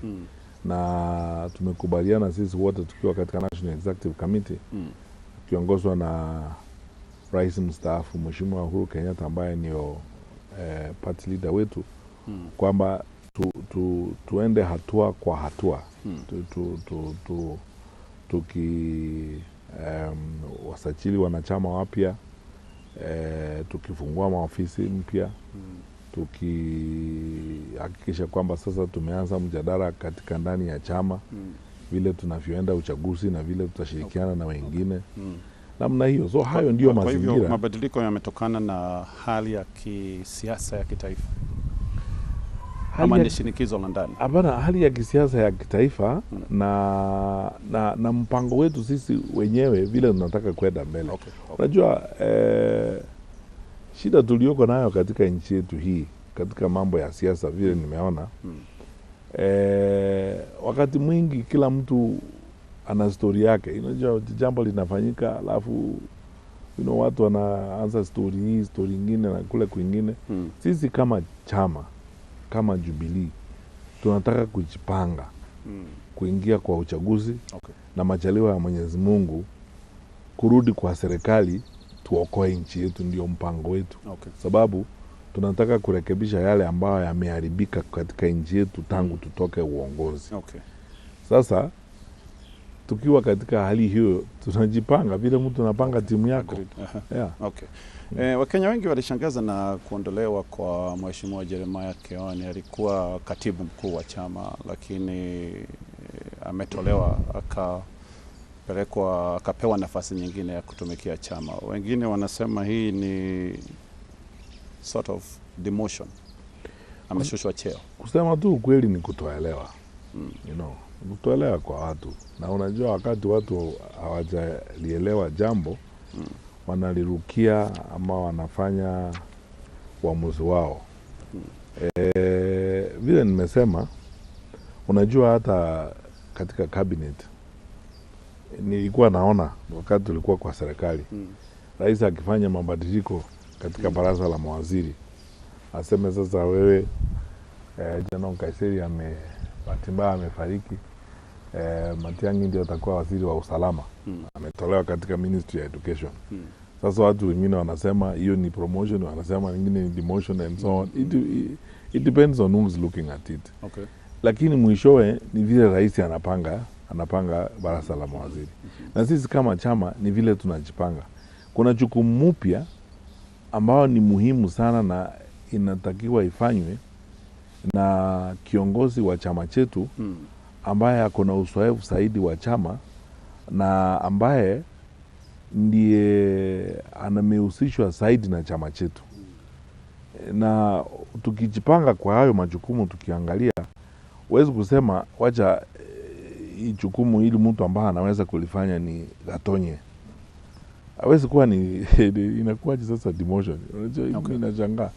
Na inakuwaje kuondolewa? Unajua kuondolewa, ukiondolewa labda mimi sielewi Kiswahili sana, lakini kuondolewa ni kuambia sasa utoke hapo. Wanasema it's a demotion of what rank ya position za chama ni gani? Nani ametoa rank? Akasema hii ni number 1, number 2, number 3. Secretary General anaonekana sana and he actually runs the party sort of. Then hiyo kazi yake ni ndogo kuliko kazi ya kuwa deputy party leader, kwa sababu kama wewe ndio kwa front desk huko, niko vile unaweza kuingia kwa ofisi ama ujiulize mtu yule ambaye ako na madaraka makubwa ni yule anakaa first floor ama yule anakaa second floor.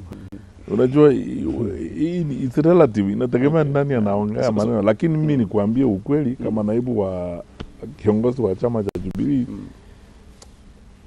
kusema tu ukweli ni mambo ambayo mimi ningependa nisiyazungumzie, kwa sababu saa nyingine unajua inakazirisha. Niseme tu ukweli, sababu sisi sote tuko pamoja kama timu. Ndugu yangu Mheshimiwa Jeremiah Kioni ambaye ni mshirika wangu, tumekuwa katika hii chama tunaendelea, na amefanya kazi kubwa. Hata wakati huo tukifanya mkutano huo, yale mambo ambayo yamezungumzwa huko kuhusu mchango wake na kazi yake, na inaonekana wazi. Na hao wote ni wanachama, wote wameingia kwa chama. Kila mwanachama anafanya sehemu yake. Nikuulize Gatonye, unataka kuniambia kwamba mguu wako ukitembea, mguu wako ni muhimu zaidi ya jicho lako? Is your leg more important than your eye? They are all parts of that is it. So ni majukumu gani haya Mheshimiwa Kioni? We have roles, tuko na sehemu. There's a special role yenye sasa chama. Sasa unajua uko na mkono, uko na mkono mwingine, uko na mguu, uko na jicho, uko na mdomo, uko every part is important. Sasa tuwezi kuwa tuingie kwa chama tuseme hii ni sehemu ndogo. Okay. Nimekuuliza kulingana na mwili wako wewe. Unafikiri mkono wako wa kushoto is less important than your ear? Kulikuwa na upinzani dhidi ya haya mabadiliko. I mean, wakati mlikuwa mnajadiliana mkiwa pale, sijui how was it received? Hakuwa na upinzani wowote. Mimi nilikuwa kwa hii mikutano yote. In fact hakutakuwa na ukifanya mabadiliko kila mtu anasikia wewe utakuwa hivi, anasema yes, hakuna. Mimi sijasikia, kusema tu kweli, mimi sijasikia hii maneno. Nasikia kutoka kwa watu one or two people kwa magazeti ama kitu kingine, naona kwa social media. Ni muhimu pia kwa members na tena unajua kila mtu akiongea, nimekuja kuzoea kwa siasa kwamba unajua kila mtu akiongea ama akiuliza swali, wakati mwingine unatafakari Wengine hawaulizi kwa sababu wako na nia nzuri, wengine wanauliza kwa sababu ya vitina, wanataka kuleta vitina. Mimi nawaomba tafadhali, wanachama wa Jubilee tuko na kazi ya kufanya, na kazi hiyo ni ya kusajili wanachama na kuboresha chama chetu. Tutaanza sasa wiki hii kufungua maofisi ya chama. Tunajiandaa kufanya uchaguzi wa chama kufikia baadaye mwaka huu. Alafu tuende kwa National Delegates Conference. Basi tujipange sasa kwenda kwa uchaguzi. Upande huu mwingine National Executive Committee imeamua tutakaa pamoja kwa United Opposition, tuongee na wale wenzetu katika United Opposition. Ili sasa tujiunge na Wakenya wengine katika ujenzi wa taifa letu la Kenya. Lakini sasa ndio mambo kama hayo ya kusema mguu ni less important kuliko jicho. Hiyo yote ni maneno ya kuturudisha nyuma. Sisi hatuna hiyo kwa chama cha Jubilee. Yale tuko nao kwa Jubilee ni kwamba kila mwanachama, vile Uhuru Kenyatta anasema, kila mwanachama hata awe naibu wa National Organizing Secretary, yule hako kwa county, kila mwanachama, hata yule mwanachama ambaye hana cheo katika chama, yeye ni member tu. Hata yule ambaye alikuwa mstaafu, alikuwa mjumbe wa bunge katika chama cha Jubilee, lakini sasa bado yeye yako Jubilee. Kila mwanachama wa Jubilee tunamjukulia kama ni equal kwetu sisi wote. Mimi sio bora zaidi kwa sababu ni naibu wa kiongozi wa chama kuliko memba wa chama ambaye ako Molo ama ako Kirinyaga ama ako Embu. Nikipatana na wanachama wa Jubilee wale wako Embu, wale wengine wanataka viti vya MCA, wale wana umuhimu kwa chama kama vile mimi naibu wa kiongozi wa chama, kama vile mwekazina wetu Bwana Kawe, kama vile katibu mkuu wetu mpya Bwana Ole Kenta. Hivyo ndivyo tunataka kwenda mbele. Umerudia na nilisikia wakati wa huo mkutano umesema Jubilee kabisa iko kwenye upinzani. Lakini wabunge wa chama cha Jubilee wanaonekana wakifanya kazi na Mheshimiwa Rais. Sasa watu wamesema hii ni kinaya kwamba chama inasema wako kwenye upinzani, MPs wa chama wako katika serikali yenye mnasema haijafanya mambo vizuri, mnataka kubadilisha. Unajua, tumeamua sisi katika Jubilee kama tunataka kutumia wakati wetu mwingi kujenga chama chetu cha Jubilee na kuendelea mbele. Hakika, na niseme tu wazi, tumekuwa na challenges za discipline katika kati ya wanachama wengine wa Jubilee. Lakini unajua hilo ni jambo ambalo limetokana zaidi na maono na maongozi ya wale ambao wako kwa serikali wakati huu, ambao nia yao ni kuuchumu vyama vingine, kwenda kuwatafuta wajumbe, kuhonga wale wengine na wale. Unajua ni kwa sababu tumeamua kwamba hatutaki kuwa na confusion na vita kwa chama. Saa hii tunataka kuangazia kwenda mbele, kwa sababu kama wale wanachama katika Jubilee ambao wamekuwa nominated, kama tungetaka kufuata huo mtindo tungewafuatilia wote mbali, tuandikia IBC watoe wote, alafu tunominate wengine wapya, mambo kama hayo. Lakini hatutaki kujiingiza kwa vita hivyo saa hii, kwa sababu mahali tuko wakati huu, yale nchi yetu inataka ni kwamba tutafute na tufanye kile tutakachoweza kucha pamoja, na tuwe tumesoma yale kupitia kwa viongozi wengine wetu vile wanavyo fanya. But hiyo pia nayo it's sending mixed signals. Hapa kuna chama cha Jubilee kinasema tuko katika upinzani. Hawa ni wajumbe wako kwenye serikali na ni members wa chama, na pia tunaona chama ni kama hakijawahi dhubutu kuchukua hatua yoyote. Kulikuwa na this nominated MP mwenye alikuwa kwenye chama cha UDA, sijui alionekana kwa mkutano wako, na unaona chama cha UDA kilikimbia sana kikamuondoa kwa sababu ili ijulikane, ili ikuwe wazi. Gatonye, nikwambie tu ukweli, huo mpango wa wajumbe wa bunge, hasa wale ambao wako nominated kuingiana na serikali ya UDA, ilikuwa baadhi ya yule mpango wa kuuchumu na kukisambaratisha chama cha Jubilee. Sure. Na ni hawa viongozi wa UDA wako serikali ndio wamefanya njama za kuchumu chama cha Jubilee. Tungeamua sisi wenyewe kama Jubilee, sababu hiyo ni rahisi. Kwanza mpango wa kuwatoa wale wote. Okay. Akina Mheshimiwa Sabina Chege na wengine, lakini hatutaki kwenda pande hiyo sahihi. Kwa sababu ni vizuri tuseme ukweli. Tukianza kuzingatia maneno kama hayo, wakati wetu mwingi utaenda kwa fitina na mambo ambayo hayafai. Tuko chini ya miaka 2 kutoka kwa uchaguzi wakati huu.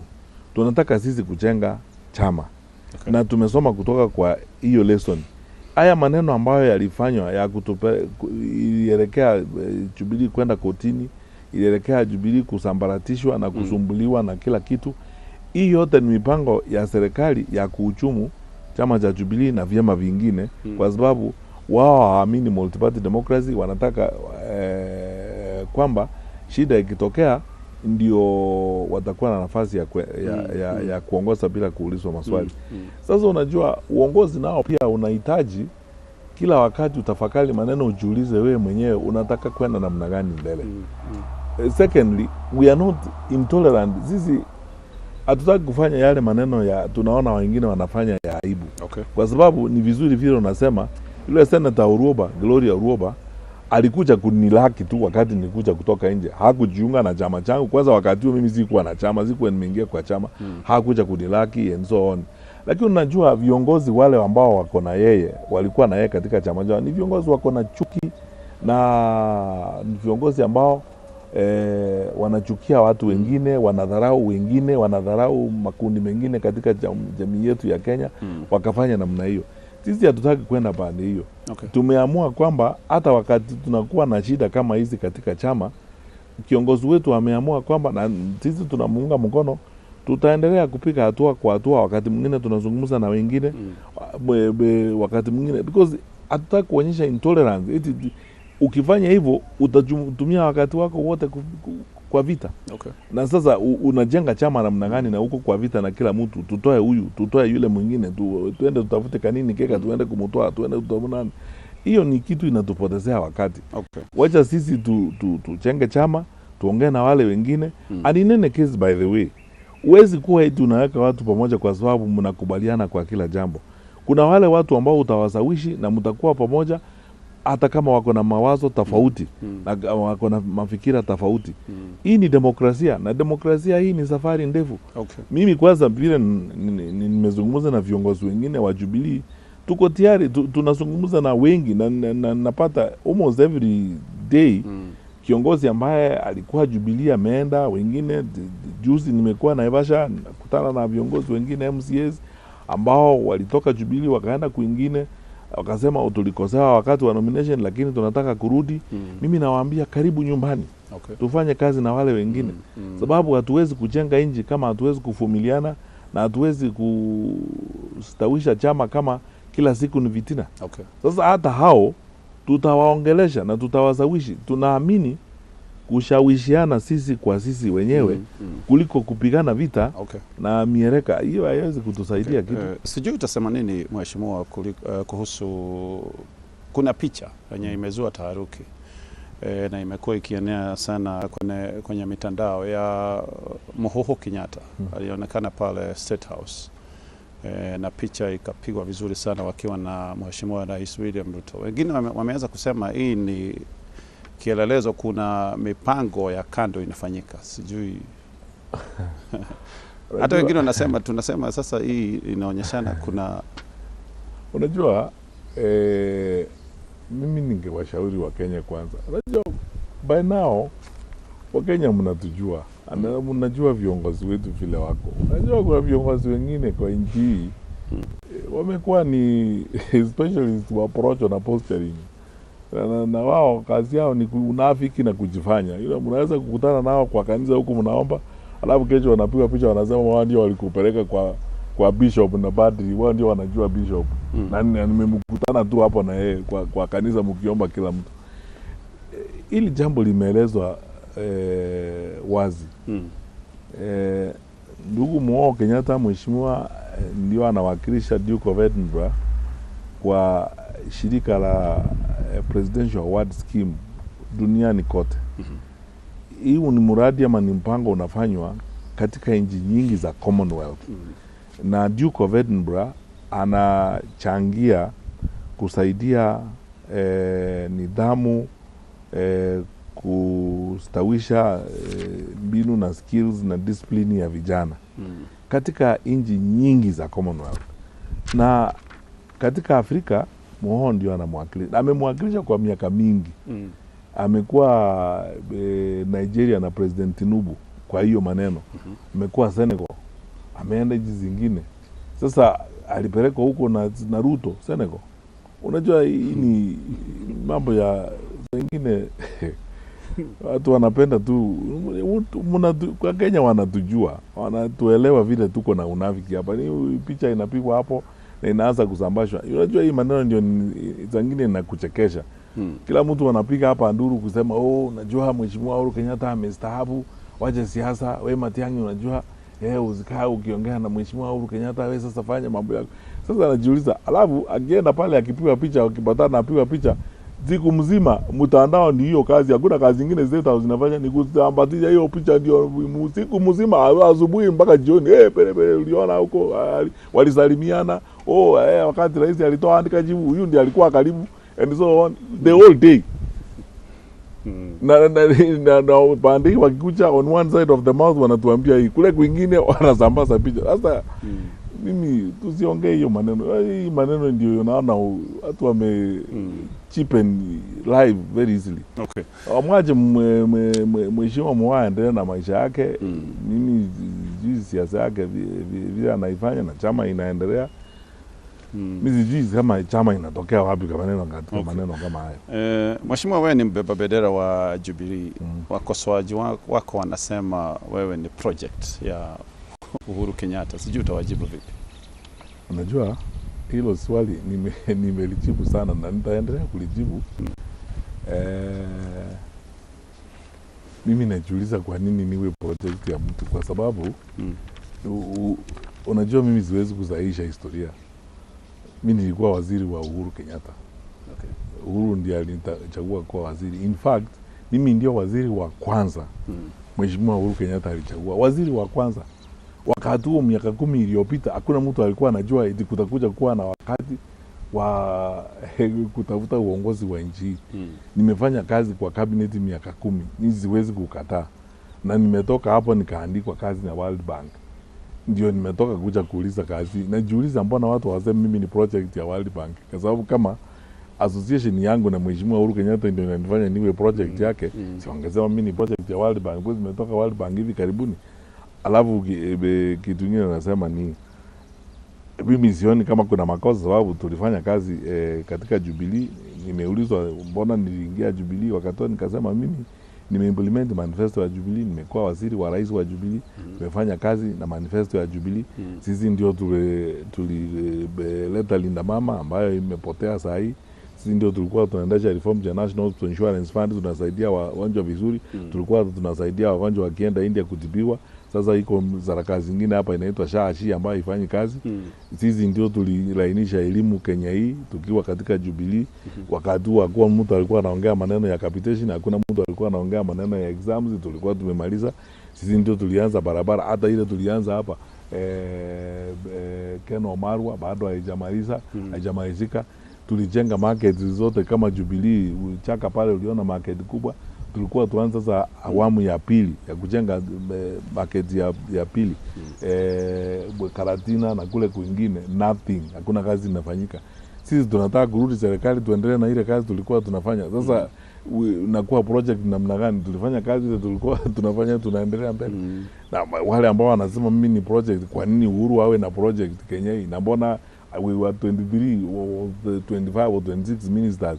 Mbona ni mimi nakuwa project, mbona wengine wasiwe project? Okay. Wamalu akona anatafuta kiti ni kiongozi wa DAPK, mbona yeye hajasemekana ni project?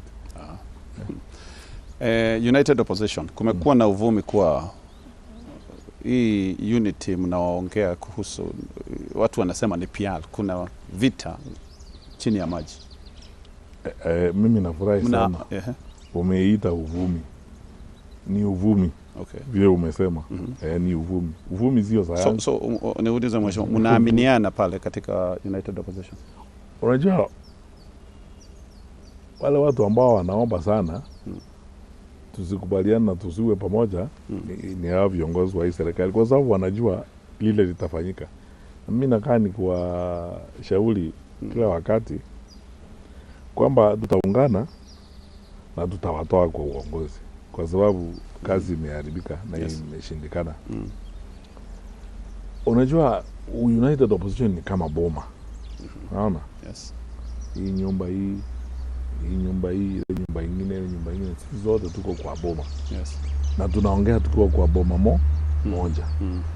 Na hao viongozi wa opposition tunaongea sisi wote pamoja, kwa sababu barabara tunatembea ni ile barabara moja tu wananchi wa Kenya wametuambia tutembee. Barabara ya kuunganisha wa Kenya na kutafuta mbinu ya kuunda serikali tofauti na hii iliyoko. Na mimi sijasikia kiongozi yote katika upinzani akizungumza lugha nyingine. Hiyo ndio lugha sisi wote tunazungumza.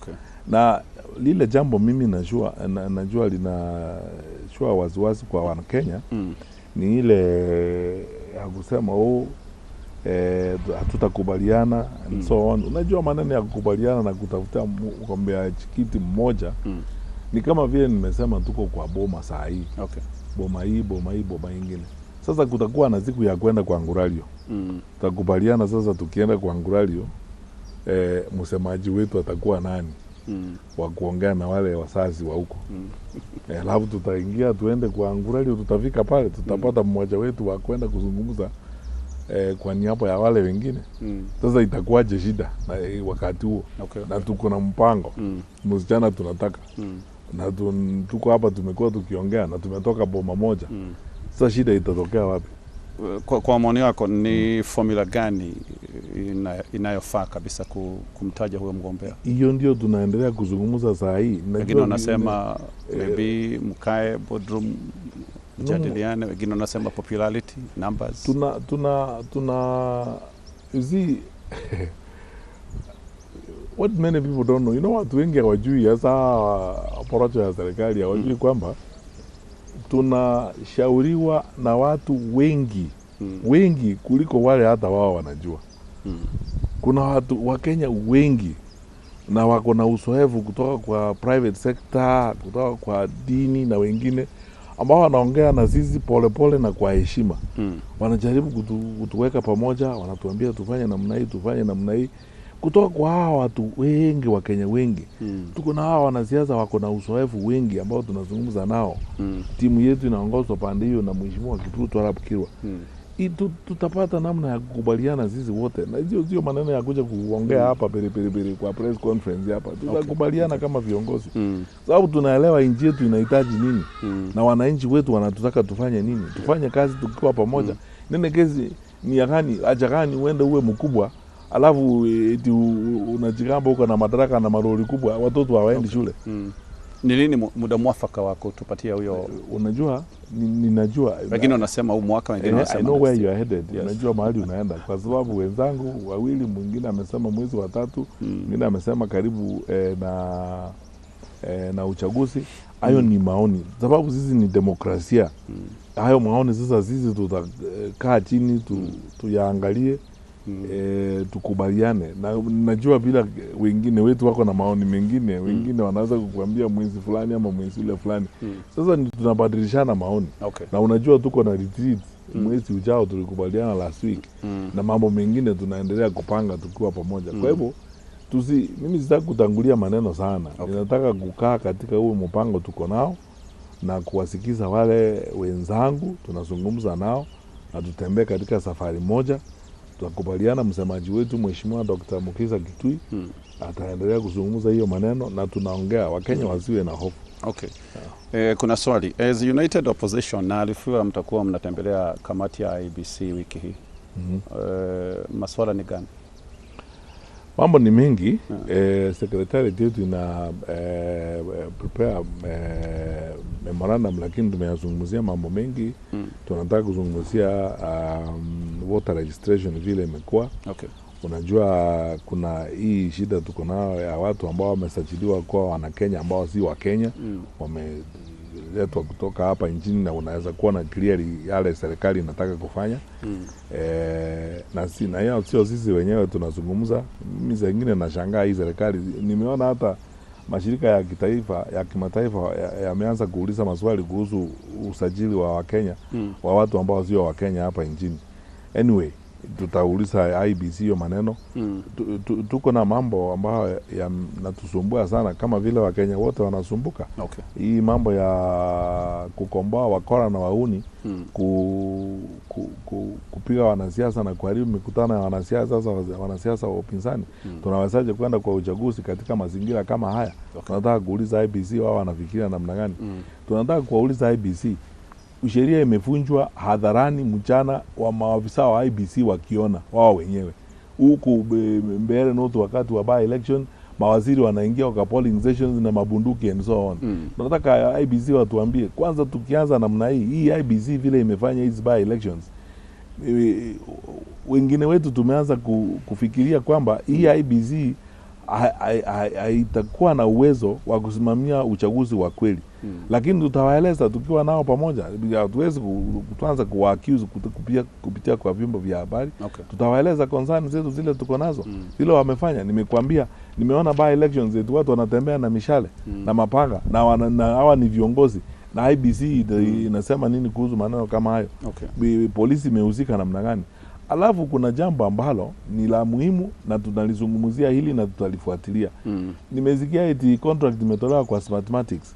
Tumeambiwa na hiyo contract ilitolewa na wafanyakazi wa IBC before commission kuingia. Tunataka kujua ilifanyika namna gani.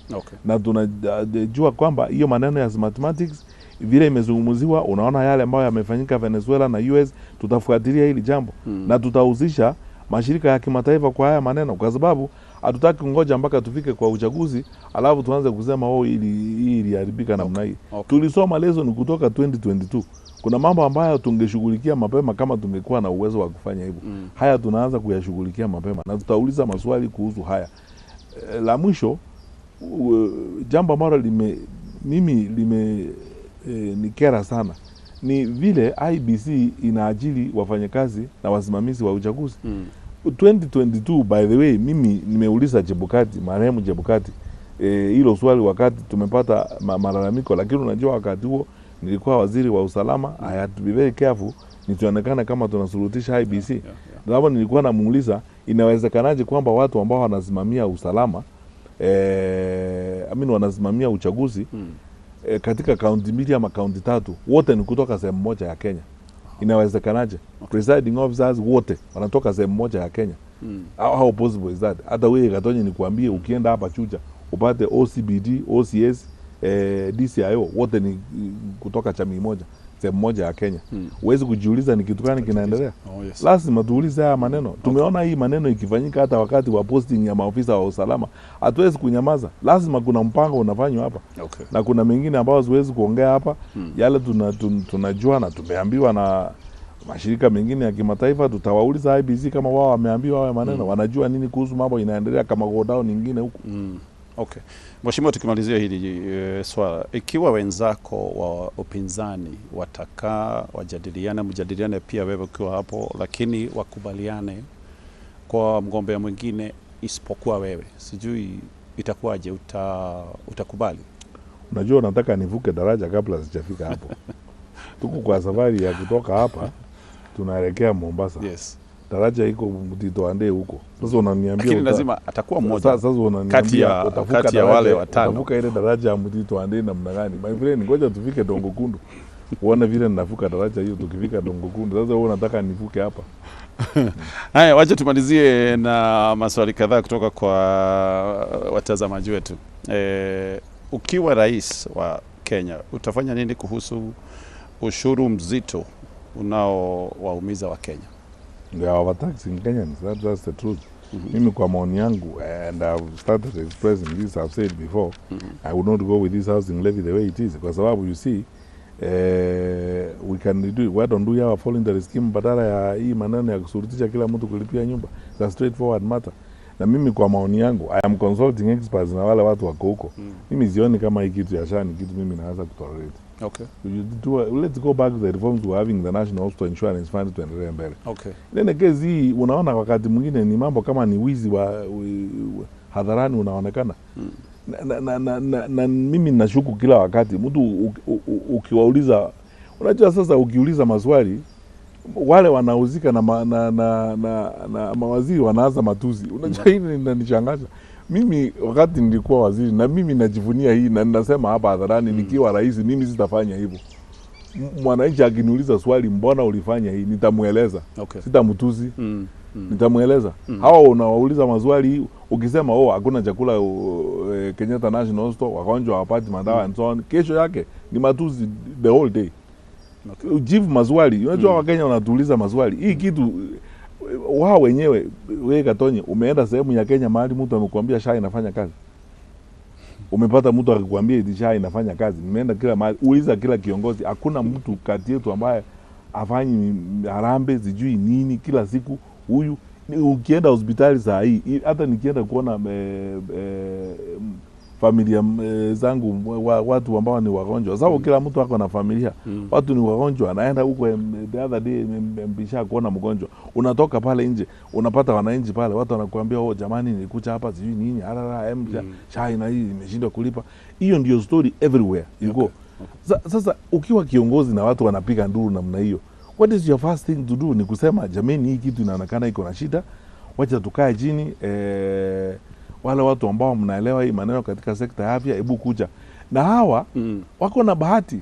Mutahi Kagwe ambaye alikuwa waziri wa afya, ambaye tumekuwa naye kupigana maneno ya corona and so on, ako nao huko.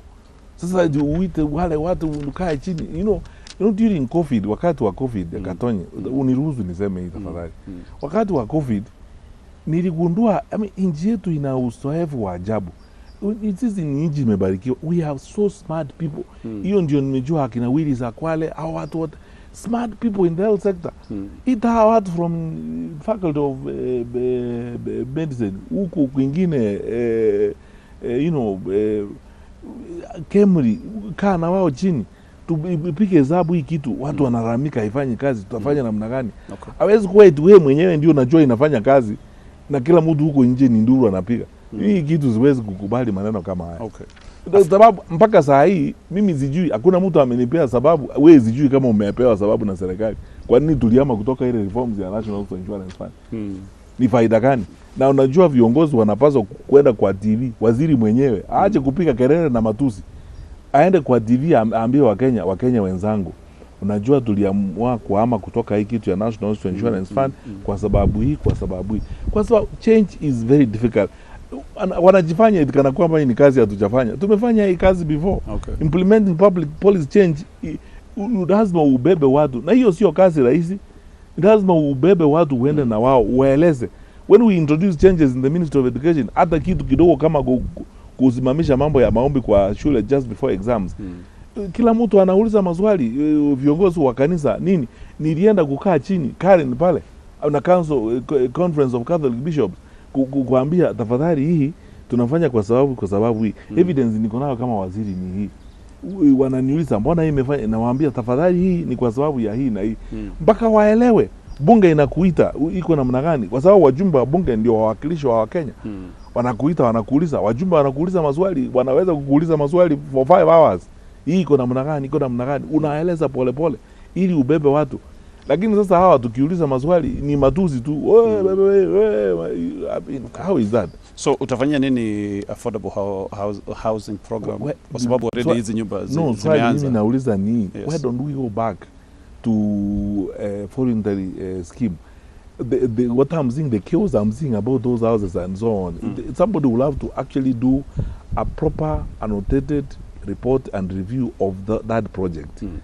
To elewe exactly, what is where. You are building on property owned by counties, you are building on land owned by government, you are building on water. What is the policy underpinning this? And as you move forward, how are you going to manage now the sanctity of title and the process as you move forward? Okay. Unajua haya ni maswali, mimi kama ingekuwa jukumu langu, ningeambia watu, twende tukae pale, tuwaeleze Wakenya wenzetu. kwa sababu wakiuliza maswali hawaulizi kwa sababu wanatuchukia, wanauliza kwa sababu wanataka kujua. Ni tuwaeleze, lakini hawezi kuwa kila siku wakiuliza wanasema au wanauliza kwa sababu hawana akili. Okay. Really? Sawa. Tutamalizia na hili. Jerry kutoka pale zinaitwa Mayaihe kwa Kikuyu. Kuna mijadala ya mabadiliko ya kikatiba. There is talk of a referendum, constitutional change. Sijui kama unaunga mkono. Nimwambie Njeri hivi. Ile shida tuko nayo saa hii Kenya sio viti. Tutafutane viti, tuende kuunda ofisi ya prime minister, sijui tuende kufanya nini. Hiyo sio urgent. Mimi nafikiri kutakuwa na wakati mbeleni wa kuangazia hii katiba yetu tumekuwa nayo miaka 10 na fulani. Tuangalie comprehensive job. Okay. Tumesoma nini katika hii katiba, ni kitu gani tunahitaji kufanya. Lakini piecemeal kazi zinafanywa hapa for political expedience, eti ni siasa ya survival, eti tutafute namna ya kufanya viraka kwa serikali to survive. Honestly speaking, we are not being very honest with the country. Okay. I don't support this kind of nonsense, honestly, because you see tuko na shida saa hii. Wewe nikuulize Katonye, watoto hawaendi shule wakati mwingine. Saa hii ni nduru kila mahali, haifanyi kazi. Hakuna project inaendelea. Usalama ndio hiyo sasa, mpaka ofisi ya waziri mtu anaenda kulala huko 5 hours. Unini? Alafu tuanze kuongea sasa mambo ya kubadilisha katiba ili tuweke minister. Hiyo ndio agent sasa saa hii. Tuna kazi ya kufanya. Let us build our country. In fact, mimi kwa maoni yangu vile naona, I may be wrong, sababu mimi nawaheshimu viongozi wa serikali, kwa sababu unajua naambianga watu kila wakati ile kitu inatuweka sisi pamoja ni katiba, na lazima tuheshimu katiba na tuheshimu hiyo katiba. Ndio nasema hiyo serikali ikae kwa ofisi kwa sababu ni katiba, sio mimi. Tuheshimu ndio, lakini sasa tuwe also serious people. Okay. You know, tuanze sasa tumeanza mzunguko. Utaona sasa hapa mzunguko watu wa siasa wakianza kupita around Kenya, wanakomboa watu mabasi, kulipa watu, kupeleka kutoka hapa kwenye pere tunataka katiba. Nchi ambao watoto wetu wanasumbuka namna hii, vijana wetu wengine hawaendi university. Okay. Wamedifaa kozi, ukosefu wa kazi ndio huo. Sehemu zingine Kenya hii za hii kuna drought, shida kubwa, watu wamepoteza mifugo and so on and so forth. Alafu sasa tunafikiria vio vyetu. Kwa maoni yangu mimi, tukimanage hii nchi vizuri, tutengeneze vizuri, Wakenya hawana haja eti wewe unataka kuwa nini dunia hii. Bora tu basic state things are provided. Eco security, wanaenda shule, afya is provided, tunaendelea mbele. Na serikali nawaambia ukweli, wananchi tunataka kufanya hii mwaka huu. Okay. Wananchi tulikuwa na mpango huu, lakini inaonekana tumekuwa na ukosefu. Sasa hii shida ndio tuko nayo, tutafute namna ya kuongea mbele. Hawa ni viongozi wa upinzani, maoni yao ni haya, lakini sisi tunaonelea tungefanya namna hii. Hii nchi endelee mbele na amani. Sasa hii tuanze mzunguko tena wa kwanza kuingia mahoteli na vitu zingine kujipiga kifua kuhusu na wewe niambie hiyo katiba ni kubadilisha nini? Tunabadilisha kupea watu vyeo. Okay. Tuende tutafute nafasi ya mtu prime minister. Okay. Haya, tutafikisha hapo. Mheshimiwa, wacha nikupatie nafasi useme jambo la kumalizia. Kila wakati. Yes. Katonya, mimi namshukuru Mwenyezi Mungu kwa nafasi ambayo amenipea nikawa Mkenya. Okay. Na nafasi nimepata kuhudumu katika umma katika nchi ya Kenya. Na kama Wakenya wengi ambao wanapenda nchi yao, mimi kusema tu ukweli ninahofia kwamba nchi yetu haiendi mzuri. Nimejitokeza kutafuta kiti ya urais wa nchi hii so that I can fix these issues. Wakenya wanatujua. Haya maneno nazungumzia kwa Wizara ya Elimu ni maneno nimefanya mbeleni. Bila hata kutoa jasho. Mambo rahisi kufanya ukweli na kusimamia ukweli na kutekeleza kazi kwa ukweli vile inatakiwa kufanya. Niko tayari kufanya hiyo. Nishirikiane na Wakenya wenzangu turekebishe shida ile tuko nayo katika nchi yetu. Turudishe usalama vizuri, tuangazie maneno ya afya, Wakenya wanateseka. Na jambo ambalo mimi naona ni sasa siku hizi limeanza kuniudhi ni kwamba dignity, ile utu na ungwana wa mfanyakazi wa kawaida umepotea katika nchi ya Kenya. Wafanyakazi wa serikali wengi tunaongea nao kila wakati Yaani mtu anakuzungumzia hata we mwenyewe unashindwa, unaweza kulia machozi. Anakuonyesha payslip yake.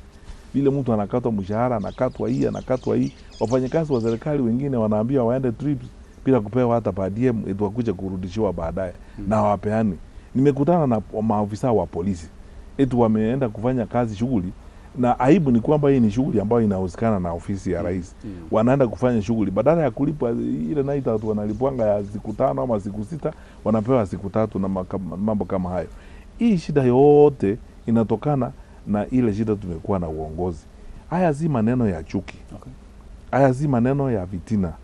Haya ni maneno ya kuzungumzia nchi yetu na vile itakuwa huko mbeleni.